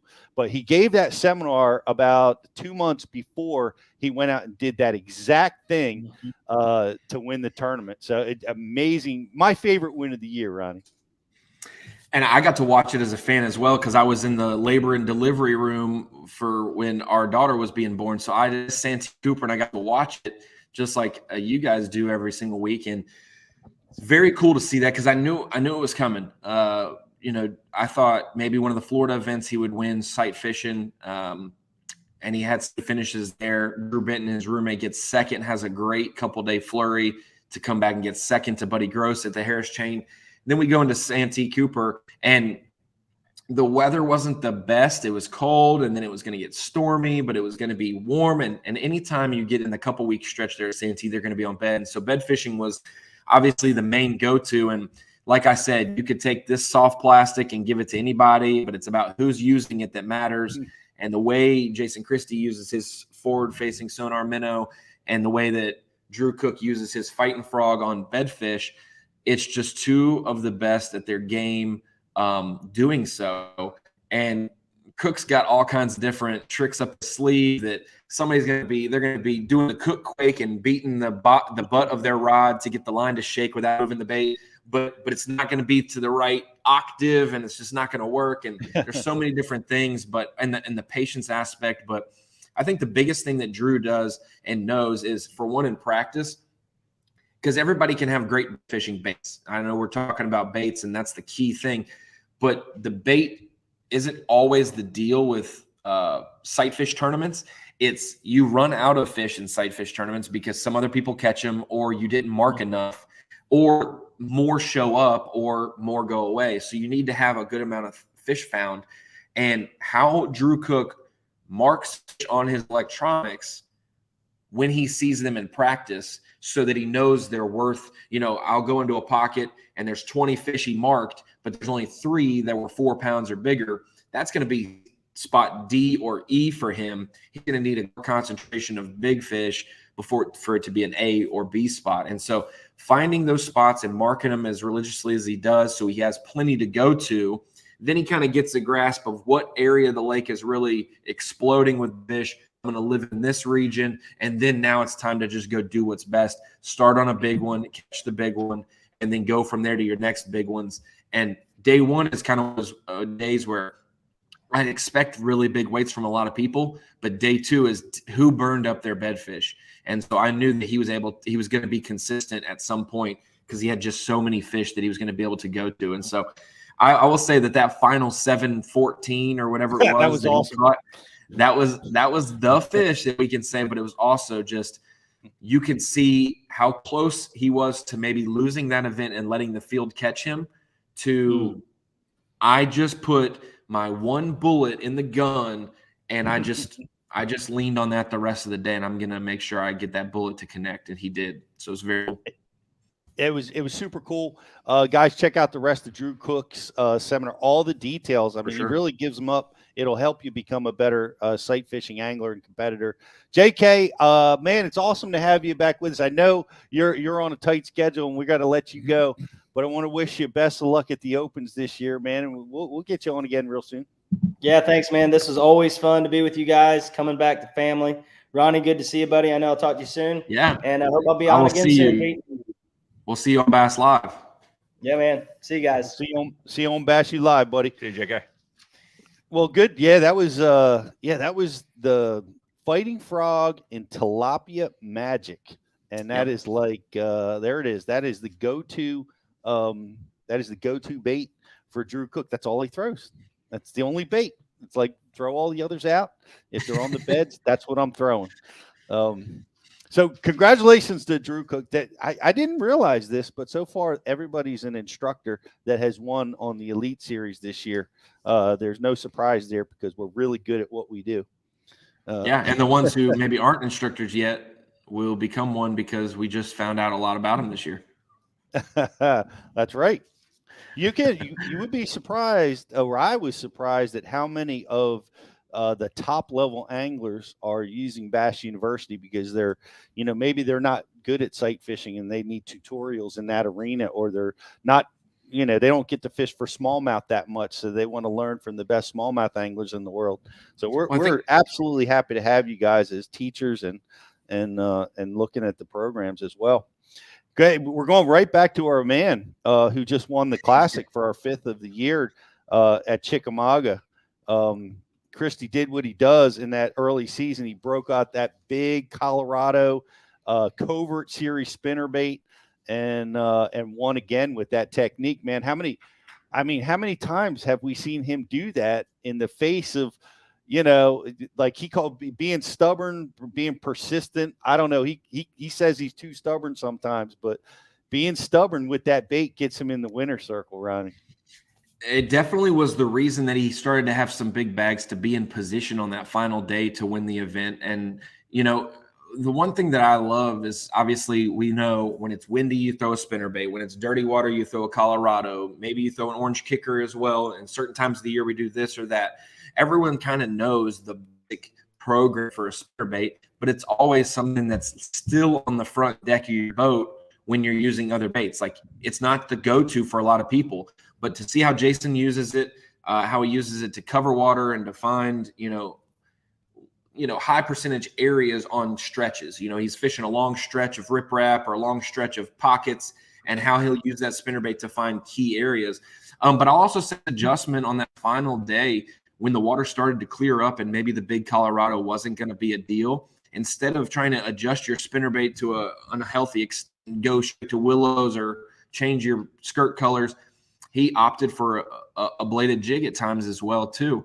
And he flipped a jig some as well. So what's cool is to see how much weight is put in the boat with that spinnerbait that we're looking at right there, but how a fish or two will always come on something else for Jason that kind of bridges the gap of maybe when a spinnerbait goes through a lull. You know, when people die with a spinnerbait in their hand, he lives because he switches it up just enough to keep the bites going and the knowledge flowing to him. And I hate to tell this on Jacob Fouts, but Jacob got third in that event on his home body of water. And he said, I hated hearing Jason's interview. I said, why, you just that bitter that you lost? And he said, no, I was the boat that ran by him. I ran around an island and cut in front of him. He didn't see me because of the fog, but he saw my boat wake, and I made him shut down early on that stretch, and he caught 2 or 3 fish right there to win the tournament because I made him stop running because he was worried about the boat wakes and couldn't see. And so when Jacob told me that, I was like, oh my gosh, stay behind him. Don't run past him. You know, I know you're in a hurry to get, but yeah, he said his boat wake was the one that Jason referenced. He had passed him on an island on a cut through because he knows the Hiwassee so well. Wow. It's crazy. It's almost like it's meant to be. You know, when it's your turn to win, it's meant to be. 100%. I definitely believe in that, and especially with Jason winning the Classic, getting second to last at Santee Cooper, and then winning the next event. Like, we're talking about roller coaster. That's the 95th or whatever it was, 93rd at Santee was definitely uncharacteristic. And I don't know, Chickamauga was that was one of the hardest and toughest final days of the Elite Series season of an event, day 4. Had 2 bags over 12 pounds with Brock and Jason Christie. Absolutely brutal final day. So those guys who know how to catch big ones like Jason does, when he was catching 20 pounds and 18 pounds to catch up, when it did get tough, it did go to 0 for him. He was able to find a way to catch 15 pounds, which is what it took to win. Well, that was amazing. Guys, check out Jason Christie's pre-spawn strategies on Bass University TV. It remains one of our most viewed seminars on Bass University TV. So, and there's a reason for that. And one of the reasons why he's just a killer and he just does nothing but win. Next one of our guys, and we love Lee Livesey. He's just so much fun and entertaining to watch. Of course, once again, like you watch a guy that's swimming in his ability, like he did it. He's just so confident, so comfortable in this environment. And, we watched him do it. He's using a 6 Sense Crush 300D crankbait, a 3/4 ounce 6 Sense Divine hybrid jig with a net bait, pocket crawl, and a Hog Farmer tremoring hog tie jig. I love saying all these names. People coming in from the outside that don't know what we're talking about hear this term now. They're like, "What in the world is it? Are they from Mars? What kind of show am I watching here?" I love it. The Hog Farmer tremoring hog tie jig. That's the greatest name ever. And I believe that was his hair jig. He caught a couple, maybe 1 or 2 on day 1 or day 2 early. I know it was before noon, before he kind of just went practicing for the rest of the day when he had his weights. He was able to catch some of those fish, and he actually referenced that on Bassmaster Live. He said, "Thanks, Drew." I don't know which Drew left that spot, but some Drew left. He fished, and he fished it with a different bait than they were using. He was throwing that hair jig and was able to catch a couple fish. But the crankbait fish, the jig fish, those were huge. And I think, I don't want to be wrong, but I think he also caught 1 fish on a spoon, and it was in the timber, and it was the last day, and it was like the 8-pounder. Like, he had already won, but this made it a 13-pound win instead of a 3-pound win. I think he caught like an 8-pounder on a spoon as well. So Lee mixing in baits like that on pressured schools of fish kind of shows you his wisdom on bait rotation, presentation, knowing when to throw what at these different fish. But those crankbait bites early in the event, I mean, he had 2 5-pounders get hung in timber on the crankbait, And for 10 minutes, he's trying to pop his line and he's about to break it. And then all of a sudden the limb breaks and he lands 2 fish. Like you said just a minute ago, when it's supposed to happen, it's going to happen. And when I saw that happen, I was like, he can do no wrong today. He just caught 2 5-pounders when they were hung up in timber. It also shows you, I think Charlie Hartley said this a long time ago at the Hartwell Classic, I will flip and skip into a dock and not know how to get a fish out, but I'll worry about getting the bite first, and then I'll worry about how to get the fish out. And that was Lee Livesey. Casting a crankbait through standing timber and getting hung up at times is not ideal for, fun fishermen or novice anglers, or even other Elite Series pros don't want to do that. But he knew he had to make that cast, that lineup. It was a possibility to get hung up, but if he did make that cast enough, he would catch some fish. And boy, did he, and get for him. But I think he prepared himself, and probably if anyone knew how to land those fish that were hung in timber more than anybody. But it also a little bit of luck, but he put himself in that opportunity to do well. I love it. I love it. He's another big winner, another Bass University instructor. We just filmed with him. On Lake catching him on, what was it, big swim baits. Big swim baits. We had him on swim baits. We had him on top water. It was a pretty awesome shoot.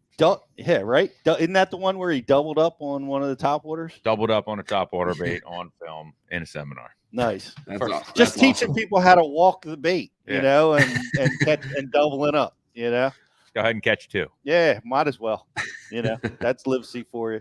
So congratulations to him, and another great win. And I'm going down again. And here's one we don't have yet.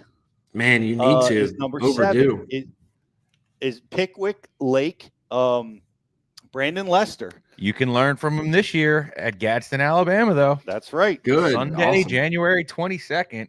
Mm-hmm. And just because I love the people that watch our show, I'll give up one of the seminars that he's going to do. Punching comes in all shapes and sizes. Interesting. I'll leave it at that. Punching comes in all shapes and sizes. I wonder where he's going with that. I love it, though. And Brandon Lester, we've been watching him. Got a great big win on Pickwick. He great. So excited to have him speaking for us this year. But he won with Strike King 4.0 KVD Magnum Square Bill. He had a 6XD as well, and he's using triple grips on those. And a Berkeley Power Bait Max Scent Magnum Hitworm, a Nico rig. So Nico rig and cranking, finesse fishing and cranking, got him the W. Was what are your thoughts on that tournament? I know Pickwick really got tight, super tight in the fall. Was that a tight tournament too? No, so Pickwick is my favorite tournament because Pickwick is my favorite lake in the world. I think it's the most diverse Tennessee River lake that we have. And you can spread out and fish shallow. You can fish deep. You can fish offshore. You can fish shallow offshore. And that's what Brandon Lester was doing. And I wish we got to see more of the crankbait, but you know how the Tennessee River is with groups of fish. You beat on them a little bit with a big crankbait, and then all of a sudden the next day they're a little smarter than they were before. It's like giving your child medicine. We're in 4 days of trying to give our daughter flu medicine because our 8-month-old is sick. And literally this morning, she knew what we were doing, and she knew to turn her head away, and she knew not to open her mouth. We had to make her open her mouth. She knew this is like the 3rd day of them doing this medicine. I'm not going to cooperate. And so those fish on the Tennessee River do the same thing when you try to force feed them that bait. Mm. And so he was able to opt for what's cool is the section lake he's in is one of my favorites as well for covering tournaments, but also fishing when I've been there, is because you can fish with a offshore mindset with a shallow water approach. So he was throwing that big square bill. Also a 6XD, when he got off of that drop into the channel a little bit, but predominantly fishing pretty shallow. And when he said he saw it, I was just with Lester last week doing some different features that we'll be able to roll out as well in January, I hope.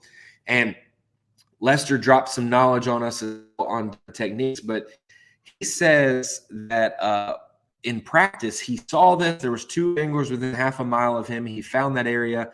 There was a couple fish there, and he decided not to fish it. Came back later, last stop of the day. No one was around. Made a cast. Felt a fish, like literally ran it over a fish's back. Throws another cast out there. Catches a 5-pounder. Think he throws another, catches a 3.5, and he's out of there. Goes there day 1, and it was kind of one of those deals we talked about with Buddy Gross, where a spot that has 3 or 4 fish ends up having a bunch of fish. Well, he knew there was a bunch of fish there, and the worry, Pete, was with that spot, would it hold up each day? Because he was the one beating on it. No one else was, but he was – every time he'd make that 40-minute run and he'd pull up, he's like, I hope they're there today. And in the first 10 minutes, we would know because he'd have 2 or 3 keepers really quick. But that worm, that Nico rig, is so deadly. I would honestly say – maybe Taku for smallmouth, but it's hard to beat Brandon Lester with a Nico rig. Brandon Lester, maybe Brandon Polinick, but Lester is so good at a Nico rig. And that Berkeley Maxent Magnum hitworm rigged, and he said there's a lot of other baits that are similar profile, but he is an avid believer in scent that Maxent has developed. And the way it stays in the baits, you can catch multiple fish on it. Just what it does down there in schools of fish. He's actually tried other baits against it at times, and it's just not going to produce more than the Max Scent stuff out there. And the way he was rigging it, and it's the purple, I think it was plum, but it's plum in Max Scent power bait is much more of a purple than it is a reddish, pinkish, purplish in other baits. It's the same color, but it's definitely a different tone to it. It's more matted for sure. And so the way he's able to catch fish on a spinning rod is amazing, whether he's up north or down south. And then I'll also mention he caught that 6-pounder on the final day that is iconic when he actually showed a motion of, boom, I won this tournament. I know it. I've done my job. I hit my weight mark. And he did it on a scrounger as well. So a couple key, you're going to have multiple baits in the Tennessee River, but that Nico rig was huge for Lester. Yeah, he mentioned yesterday, I was talking to him on the phone about seminars, and he said that Nico rig for him is the most powerful bait in his arsenal when he's using forward-facing sonar. For sure. And it goes all the way down to the ability to adjust the weight on it so quickly. Yep. So you want it to fall quicker, slower. The hook that he uses, I've seen him use that hook for the last 5 or 6 years, and it is just something that he trusts and believes in. And I think, Pete, you can speak to that it doesn't matter if it's not what everyone else throws, but if you have confidence in a black Senko and no one else does, it catches more fish for you than it does others because you believe in it. And so every single thing, weight, bait, everything for Lester on that Nico rig is flawless for him. Well, we're super excited to have him with us, and been trying to for a couple years now. I'm glad we were able to work it out. By the way, guys, we're going to be live in the classroom this year for the first time in 2 seasons. So go to thebassuniversity.com and you can check it out. We're going to be in Athens, Texas at the end of January, in South Carolina, Anderson, and Gadsden, Alabama. So look for more information coming all the time. We're arranging our speakers right now. We're pretty good at it because all these guys are Bass University instructors. So we're kind of dialed, but these guys are dialed too. And man, I need help with his name, Riz, because I always mess it up. But Jay, Shakurit. How do you say it, Ronnie? Jay Shakurit. Okay. I don't know how we get there, but that's how it's said. That's how it's Jay Shakurit. I don't know how we get there either, because it's a P-R-E-Z, but I love it. And he's exactly. he's a killer. And he won with a drop shot up on the St. Lawrence. I remember this tournament, and it was awesome because he was fishing in an area at the mouth of the Black River, as I recall, and he was using a half shell Strike King drop shot. He was using a 1/4 ounce Woo tungsten, of course, and a marabou jig. Of course, the marabou jig is really a bait that has come on in recent years. I know a lot of the guys are slow cranking that marabou jig, but Jay, man, he got a big W catching some heavyweights out in the big water. Yeah, and one thing that was cool, like another thing that doesn't make sense, like his last name pronunciation, is the fact of what the black marabou jig or pink or white or tan or whatever color, because Fighter will go through all the colors as well. What it's imitating and why it's such a fish drawer. But like if you want to relocate some bass, you can have 100 smallmouth. They'll just follow that thing down a whole shoal. You can relocate them to another end of the lake if you want, because they just get in a trance when they follow that thing. And Jeff Gustafson calls it an after dinner mint. It's not too big of a meal for them, but it's something that they got to have, and they just follow it. But that hair jig is always the deal. I love July, even though that's maybe when they're at their lightest, though these fish are heavier in September or maybe in August. But in July, when we were there, a little lighter, but they're also shallower, visible. You're able to get a lot of bites doing a lot of different techniques because you can see them. And you can also use your electronics off of breaks and drops. And it was cool to see him use a striking half shell and that profile to catch all the smallmouth that he did. Especially because this lined up for a Chris and Corey Johnston event, even though most of them do, it lined up for them so well with 3 really rough days of practice. Not rough on fishing, the fish weren't biting or something, rough on weather. The fact that they could not be efficient out in the lake and find stuff, I figured it was going to be one of those deals where the Johnstons, they knew this pocket had these boulders. I'm going to go run knowledge and history. And it ended up biting them at times with knowledge and history that they ran. But to hear Jay say at noon on day 1, he had 2 or 3 fish, and he hears a fish splash behind him. He goes over there and turns his trolling motor, and they're there. And then he catches them every cast for however many minutes and gets to his big weight that he was to be in the top 2 or 3. And then every day is one of those things of, will they still be there? Just like we said with Brandon Lester. And boy, did they show up. And what was cool is I don't know what the deal was, but it seemed like he was able to get a bigger than average fish in the afternoon every day on that half shell to make that cull up. And, whether it was a 6-pounder or a 5 1/4 or 5 3/4, every single day, one of his biggest fish came as one of his last fish of the day, the last 2 or 3 hours before he came back. What wasn't that the day where it blew a practice, but for 4 straight days, there was like not a breath of wind. Yeah. Yep. That's why it was, some of these guys found it out and figured it out during the tournament. Like Shane LeHue was like 66 on day 1 with, I'm going to say this, it sounds terrible. He was 66 with like 19 pounds. So he didn't not catch them, but he was so far behind. Just imagine catching 19 pounds, being 9 pounds behind the leader. But he did that. And every day LeHue got better because he was able to get out in the lake a little more and learn more and find more fish with the calm conditions. And at the end of the week, he gets a top 10. And so Jay avoided that day 1 bomb with those calm conditions. And I think that, I don't know, we'll probably never see 4 days like that ever again. But we broke 100 pounds because that was a monumental thing to do. Yeah, that was monumental. You're right. But like there was 2 or 3 100-pound bags caught. Yeah, 2. Corey and Jay. Yep. Okay. And then we had 2 guys within 1.5 pounds or something like that as well. Yeah, that was amazing. Paul Mueller flexing his muscles up there once again. He's been close to winning up there, and he almost did it again. And then you got guys like Clark Winlet that always catch him up there, and they did. It's very cool to see. No matter how we go to the St. Louis River and Lake Ontario, whether we're up in the river takeoff or we're closer to the lake, whether it's calm, whether it's rough, there's still 3 or 4 guys that aren't even from up north that always show up and do well in those events. And it's cool to see guys that do that.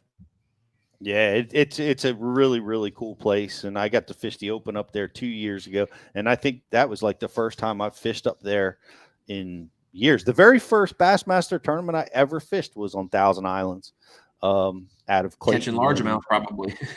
Well, no, it was just starting to turn. It was just, be honest, I got fooled. My research told me largemouth were going to be the factor. And it was just starting that, where smallmouth were dominating the catch. That was back in 96. Oh my gosh. 1996, a long time ago.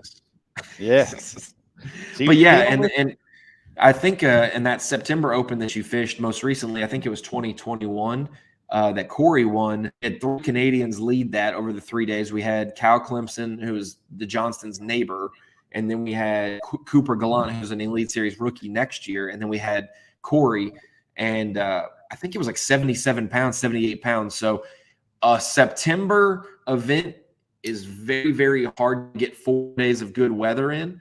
But if you did, that would be another time of the year to break 100 because they're just so much heavier in September than they are in early August or late July. But we obviously know there's 100-pound capability in July as well. I'm glad we're going in August this year. Yeah, it's an amazing place. Because back then, when I started, it was like 15 pounds was a solid bag. And I had just under 20 pounds. I had 19 every day in the open each of the 2 days. And I was 41st place, first out of the money with almost 20 pounds a day. Amazing fishery. And congratulations to Jay. And next is the Sleepy Assassin. Jay who? Wait, hold on. Congratulations to Jay who. I got to hear you say it. Shakura. There we go. That was perfect. You just got to teach Jay. You say it next time. Yeah, there we go. But Jay, Jay is very quiet, and he's going to be a good teacher in a couple years for you guys as well, probably, as well as Austin Felix, who is a very quiet guy. But it was a long time in the making. Finally getting a tour level win for Austin Felix. Doing it, yes, on the map, he was the closest Elite Series pro to this destination at Lake Oahe, but by far not a local. But with the style that Oahe provided on catching smallmouth, it was no doubt that Austin Felix was going to do well in this event. And that's why he was one of my picks to win for fantasy fishing, and he ended up winning that event. Very cool to see him on live day one. He had a 14 or 15 pound bag, lost a big one on a drop shot. It was like the kiss of death. He's like, I haven't lost a fish all week or in my life on this bait and then hook, and he lost the next one. And I was like, that's the 4-pounder you needed. But to come back with 23 pounds on day 2 for him, and then to get a little bit of help in terms of a competitor given a clue on how to catch some of these tough and pressured Oahe fish, using that drop shot and then going to the Carolina rig was the X factor for a lot of guys on day 3 and 4 when it got tougher. That was awesome. The Carolina rig coming back, that Zoom speed crawl. If you've not thrown that on the back of your Carolina rig for smallmouth, that's the deal. What are you doing? What's that, Ronnie? I was saying, if you're not throwing a speed crawl on the back of a Carolina rig, what are you doing? Yes. What are you doing? You're missing it. It's been that guys up at, I remember, on Champlain, they've been drop shotting it, Texas rigging it. There's something about that shape and smallmouth. It's killing them. But it's really cool to see the Carolina rig really be a factor. I love that.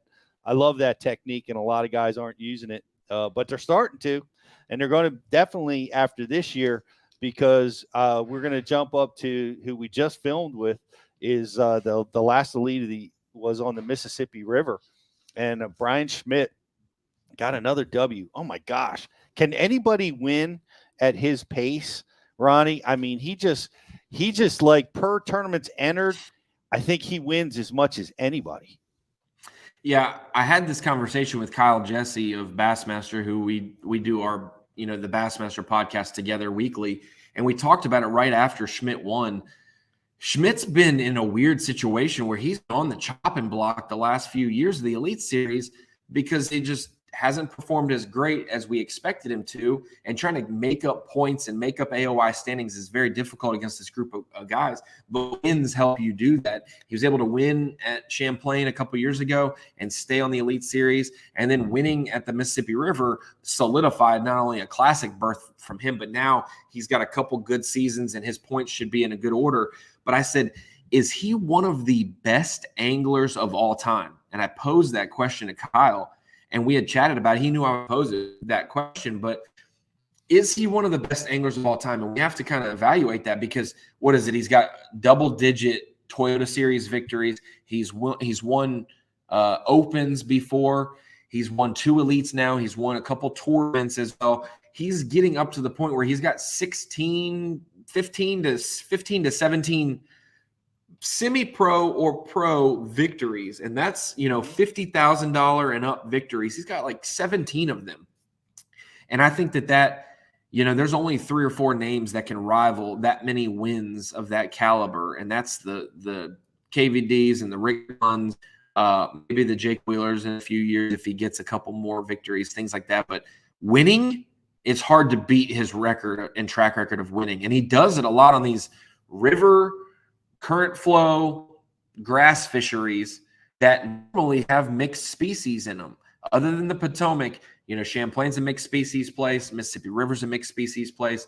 Places that have flow and that have grass, he seems to be the guy who knows what grass to be around, because it's not as easy as just fishing grass, just like docks is not as easy as just going and fishing docks. He knows which grass at what time and what it does for the fish, structure-wise, water clarity, and all of that. So Schmidt by far is a guy that I've been high on, even though I did not like him. And I told him I did not like him when I covered him in the opens, because he would never be transparent on where he was going so I could take photos and what he was using.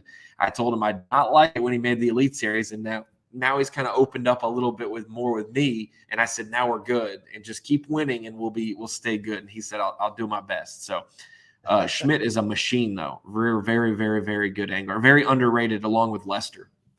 Yeah, I mean, just underrated because they're not, you know, out there looking for that attention. But it's, you know, he dives in deep. We had 3 grass fishing oriented seminars that we filmed with him. One with a vibrating jig, one with his namesake little Smitty swim jig, and one about how to drop shot amongst the grass for largemouth.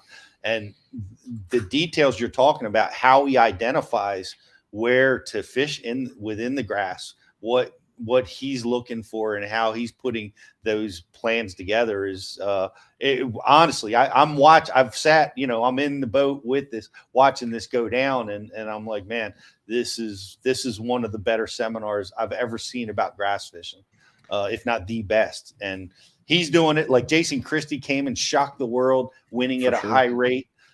Brian Schmidt wins at a very, very high rate. Those I kind of put those 2 guys in that similar category of recent anglers. And of course, you know, back in the day, Kevin was the same deal, you know, just winning at an alarming rate. But yeah, he's definitely a killer. Let's see what he won on, because I know he was using a lot of missile stuff. And he used the magic worm. He talked about the drop shot really helping him in particular in the early parts of that tournament, and finding these fish and staying with them on a drop shot. But he also used a Carolina rig, which was a big deal. 2 Carolina rig wins back to back, and a Baby Destroyer, and of course he used a frog, Spro Flapping Frog 65 were some of the tools that he used to win that tournament. So I think it's really cool as well. And I wish, and I may drop these out on Bassmaster YouTube and different things. I've really dug into a couple of the drone, you know, some of these events, we can learn a lot about fishing by watching a drone that has no audio, and it's just hanging out like a mosquito above the angler. And you see the Mississippi River there at Stoddard region, you know, at the south of Pool 8, I believe. It's 7, 8, and 9, I think, for Onalaska, La Crosse, and then the 9th pool. But down there at Stoddard at the bottom in 8, they had that what's the river called? I can't remember what the Root River. That's what it's called. The Root River pumped in a bunch of stormy, dirty water at the bottom end of Stoddard. And those drone shots, Pete, you would love it, because you can see a defined line of tannic dark water mixing with chocolate milk, and there's a line that's formed. And these guys, every single footage, every single video I looked at, they're right near that line, because the grass under the water has cleaned it up enough, and it gives them almost, they don't have to be up in the reeds to be in clear water. They use the actual work transition, those fish do, and they sit just off of that. Maybe it's a hard spot, maybe it's sand, maybe it's sporadic grass, but that grass cleaning the water gives them a line, and they almost use the water dirtiness and clarity as structure. They just ride that line, and they get down and they chill. And to see him use a Carolina rig, even use a topwater walking bait, he caught a few on that as well, to largemouth and smallmouth. It's a very good visual, and it really does teach you how you could be in the midst of the crowd And all the fish in this quarter-mile area have came to this point in the grass because it's the only cleaner that we have. It's the only filter in that region, and those fish are going to – that's why you see so many people catch multiple fish on spots at La Crosse, is because when it does get nasty, they all got to swim somewhere, and they look for that edge where the dirty water meets the clean water, and they can kind of get out of it but be near it as kind of like a blanket. You know, it's almost like a shadow they hang on. Yeah, no doubt that's a big deal, and on those natural bodies of water, that's such a factor. We deal with it on the Chesapeake all the time, and the Potomac. You know, those lines of clarity are key, and Brian's the best in the planet at finding them for sure, and gets racks up yet another W. But man, what a great year this year. I think it's pretty cool. I was going through the list of everyone that won. And I thought it was cool that the Angler of the Year didn't win a tournament, but still had a chance to win something. So I thought that was pretty neat. How does that work? That's a trend, Pete. If you go back to 2019, when Scott Canterbury won Angler of the Year, he didn't win an event. Clark Wendlandt in 2020 didn't win an event and won Angler of the Year. 2021, Seth Feider didn't win an event and won Angler of the Year. And same thing for Brandon Polinick. It's just the ability, like I mentioned, the ability to not miss cuts, to stay in that day 3 cut and gain points on day 3 is so huge. If you can get to 47th or 50th, whatever it is, and just, even if you're having a bad tournament, just sneak into that and live to fight one more day, then you fish that day 3 and you gain 15 spots. If you do that every single event that you're not on them, maybe that's half the events, that's 55 to 70 points that you're gaining just because you're surviving. And the ability to survive is what makes you a classic competitor and an Angler of the Year hopeful or a Rookie of the Year hopeful, is the ability to turn a 75th into a made cut barely and figure it out one more day. And so, yeah, Brandon, his only slip up really was Oahe. It was like 66th. Everything else, he made the cut. And we saw that he needed to do a little better on day 3 at La Crosse, Wisconsin for the final event. And he went from 35th to like 42nd, barely made the cut, and then moved up to I think 25th in the event and gained 15 points or something or on that final day. And that's the reason he's the Angler of the Year winner by 16 points. That's amazing. Yeah, it's a point system, and you're so right, Ronnie. It's really as much about avoiding a disaster as it is winning tournaments. You know, whether it's making it to the Classic, making it to the elites, you just got to avoid Schmidt that said disaster. it. Well, Schmidt said, I don't know if I want to avoid, because I said, man, if you could just tighten up a couple of poor finishes that he finished, 75th to 90th. I said, Schmidt, if you did that, you're going to be an Angler of the Year contender. And he's like, dude, I've never been an Angler of the Year contender because I guess I just fish to win too much. And I don't want to change that and become a consistent guy that Angler of the Year maybe. That would be great. But I don't want to lose that ability to win. And so some of these guys are okay with that volatility because they have the ability to win doing the mindset deal. And so sometimes it causes you to finish bottom 20 because you're looking for that win and you never find it. But sometimes when you do get close and you get a little, there's guys who can take a crumb and make a sandwich out of it. And there's guys who take a sandwich and turn it into a crumb. And some of these guys who make a sandwich are the winners. Those guys, that's the pattern that they do. And so Schmidt's even like, I don't want to change it because I don't want to end up, losing that spark that gets me wins just for consistency. Oh, well, I'm going to use the Brian Schmidt, example every single time I finish in the bottom 20 in the tournament. I was going for the win. Yeah, everybody was so close to winning the event. Yeah, exactly. What a great season, man. I can't wait to watch this season. It's going to be amazing. Hopefully, I can't wait to hear about the opens and the coverage, of course. For sure. I'll be out in my division 3. I'll be fishing. Can't wait to fish Kerr Reservoir, historic. Yes. Never forget. I remember Randy Blaukett sinking his boat to get under a bridge 100 years ago in that tournament. I know that bridge. Yeah, but do not talk about forward-facing sonar because that's something we just can't do. But sink your boat to go find an area, that's whatever. It's all good.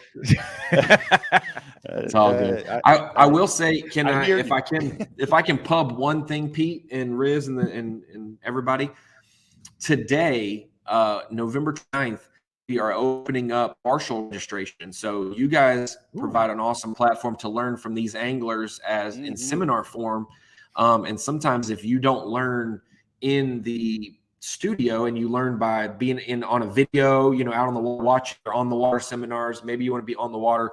We are doing Marshall signups starting today to be able to be a part of the elites and just ride along with a pro for 2 or 3 days. And you don't know who you'll get paired with. It might not be a guy that you were looking forward to getting paired with, but you'll learn a lot from them in those days. And that's what it's all about, especially with you guys. Like, just if you could pick up one thing every day on the water with someone, that's why Kimmel probably is.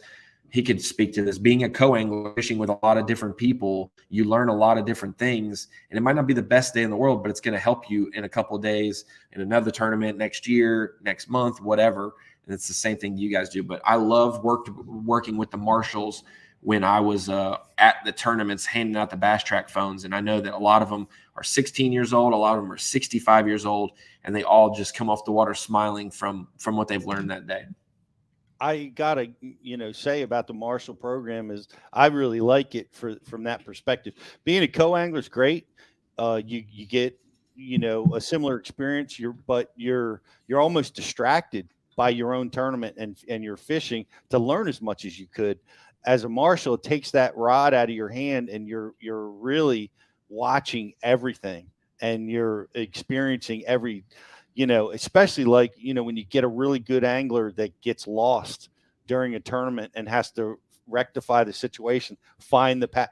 I mean, that is priceless to be able to see that live, look at the decisions they're making, the adjustments, just being focused on that as a learning experience. I think a marshal is at the pinnacle of that for learning. So highly recommend it. And they help live show. We have a live leaderboard with Bass Track. We have Skype and we zoom in with these guys and we get a little bit of a taste of what people are doing. And I have some marshals, who they ride in the boat every single event, or they ride 7 of the 9 events. And they also travel with the PGA Tour or something, and they go and observe golfers. It's very cool to be. Like I said, there's no other sport in the world that we have our athletes mic'd up other than fishing. If you think about we have like one football player mic'd up for the game, and we always get cool sound bites. We have every one of our athletes mic'd up when they're on camera to learn from them there, but also being in the boat with a professional or being on a course with a pro golfer. That's invaluable, especially for the price that it is. It's very affordable. So appreciate you letting me say that. What is Bassmaster.com? How do they find it? Yeah, it should be Bassmaster.com, and then there should be. Let me see. You should be able to hover over.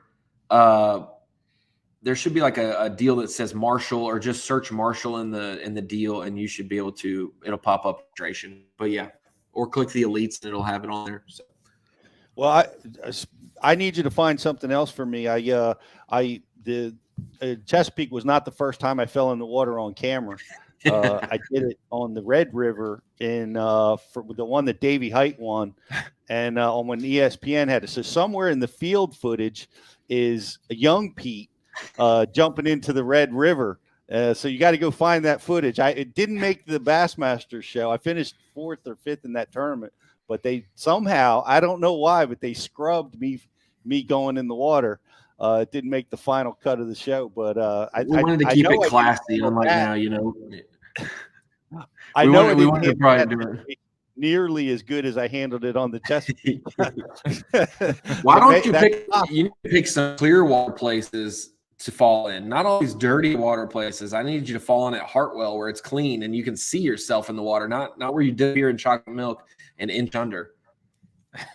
Well, I'll see if I can work that out for you at Thousand Islands this year, Ronnie. No, don't do that.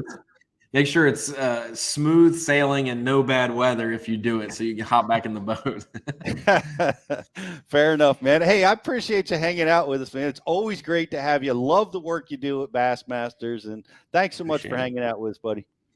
thank you guys. Love the Bass U crew. Appreciate the outreach, Riz, and the whole crew to get me on here, and appreciate you making it work time-wise. And I probably, every time I get on a podcast and a show, I make it go longer than they wanted it to. So I probably did that. Y'all probably got to go get some lunch now, but I appreciate y'all as always. We love Bass U. Hey, man, we love you guys, and I appreciate you very much. Hope you have a great holiday if I don't talk to you. And, man, we'll catch up with you real soon. The great Ronnie Moore, everybody. Thanks, Ronnie. Man, he's dialed in with all the details on all the shows. It's very really knowledgeable. Cool. Really Reminds fun. me of Ken Duke. Yes, he's a young Ken Duke. Ken Duke has that with the history. You cannot stump the man. But shout out to Ken Duke. Hope you're doing well. Hope you had a great Thanksgiving. We're gonna give away a battery. We're gonna give away an Epoch battery. This is a very, very technical product. It's high end. You have the iOS or Android app where you can you're going to be able to see exactly what's happening with the state of your battery the entire time while it's operating, while it's charging. It's got an internal system that you can operate it in the extremely cold weather. I'm talking about sub-zero temperatures. And of course, it's got the industry leading 11-year warranty. So we're giving away super light. Yeah. Super light. That's lithium battery, 12-volt system with a charger. It's $1,000 value. We're giving it away to one of our subscribers. We're going to take a quick commercial break. We'll be right after this and give away some stuff. What's going on? It's Riz here from the Bass University, and I am excited to welcome in Waterwood Custom Baits to the Bass U family. These are custom handmade baits in the South Rainforest of Brazil. They're made of Marupa pedra wood. It's extremely dense, it's resistant, but it's also really buoyant. They're made of quality components with a 100% guarantee. They're made for tournament anglers to get it done when the money is on the line. Guys, that was like my second cast with this bait. That's a Waterwood custom bait. These things are handmade in the rainforest south of Brazil. And I mean, as you can see right here, it's a fish catching bait. It's got the front hook. That means they wanted it. This bait's, it's running really true. It throws really well. Guys, check them out at waterwoodcustombaits.com.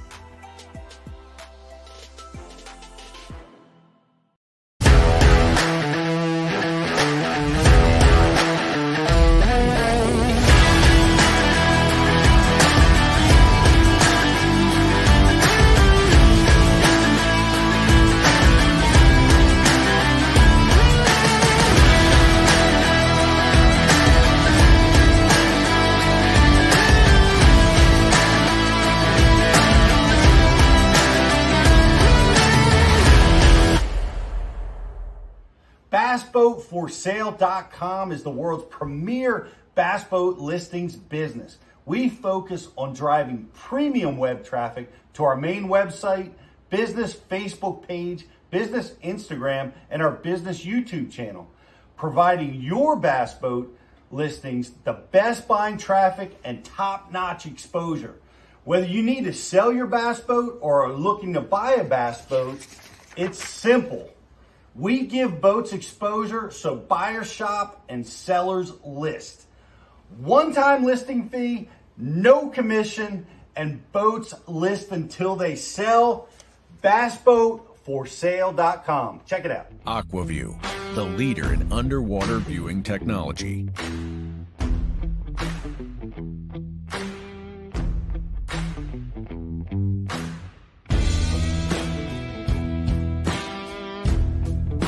Find what you are looking for. Catch more fish. Have more fun. AquaView. Seeing is believing. Why do you love casting fishing rods? I'm truly losing less fish. Is the sensitivity of the rod. That they're made right here in North Carolina in the USA. Strongest, lightest rod, 100% made here in Sanford, North Carolina. From the drop shot rod to the flipping stick, every rod has a purpose to it, and I rely on them all the time when I'm out there in a tournament. Durability in the John Cruz Worming series, the counterbalancing in the handle. It's the only rod I found that can withstand my hook set. Boom goes the dynamite. on the water not spent fishing is a moment wasted. That's why Minn Kota and Humminbird have joined forces to bring you the One Boat Network. Products that communicate and integrate to help you take full command of your boat. Born from our commitment to making the most advanced fishing gear even better by making it work together. The One Boat Network will help you find, get to, stay on, and catch more fish. When One Boat Network products talk to each other, they can navigate your boat automatically. They can give you a crystal clear view of what's below with no messy wires. And they can let you lower, raise, and change shallow water anchor modes from anywhere on the boat. But that's just the beginning. We're never done innovating, integrating, and making your boat simpler and easier to control. All so you can make every second on the water count.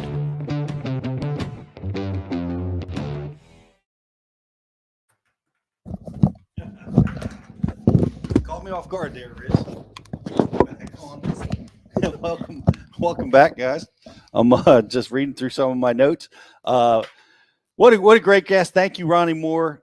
It's always so much fun to go back through the season, look at the winners, and look at the baits. Such an amazing deal. And guys, we have a like and share contest going on. Last chance, we're going to be giving away that prize here in just a minute. And we've got our really big prize from Epoch Batteries. Lithium batteries. They're the wave of the future. They're lighter. They deliver 100% power, incredibly effective at operating your trolling motor and your sonar units, delivering 100% power right out of the gate. 11-year warranty. This is industry leading, and it's $1,000 prize that we're giving away here, guys. That's right. It's a big deal. So we're giving away to one of our subscribers, guys. Here is the question. I want to get this right because this is an important prize. Twice this type of bait were mentioned. I want to know once a brand was mentioned and once wasn't. I want to know the brand.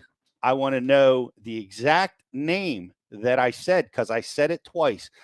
A hair jig was used to win tournaments this year. What was the brand? What was the model of hair jig that I mentioned exactly as I mentioned it? And you will win the grand prize. So I'm sure some guys are firing away. Jocelyn has it because I read it off of my notes. If you guys were watching, you saw that. So she has the exact verbiage. So good luck. Good luck. I can't wait to see who wins. Who wins the prize? Come on, it cannot be that quick. What? Saint plus Krez. It's the Hog Farmer Tremoring Hog Tie Jig. How did you get that quick, that fast? I can't even say the name that fast. Hog Farmer Tremoring Hog. That is exactly it. Who won, Josh? Saint plus Chris. Saint Chris. Congratulations, man. That's awesome. I can't wait. You're going to have to send us pictures of when you get your battery and tell us about how you're liking it and using it. Congratulations. What a great win.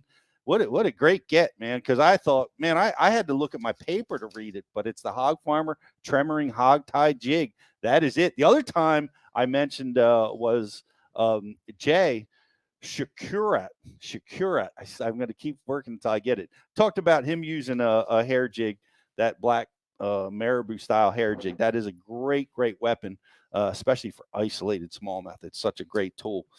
Awesome. Let's give away some more stuff. We got a like and share winner, Josh. Yes, we do. We have this person liked and shared. Remember, to win, you have to like and share. But the winner is Dave Haas. Dave Haas, liking and share. Thanks for hanging out, Dave. Taking a little time off from work, I hope. Very awesome. Awesome. Congrats. We're going to send you out a cool Waterwood crankbait and a Bass University hat. Awesome. And it was awesome to fish with you not too long ago. You keep winning.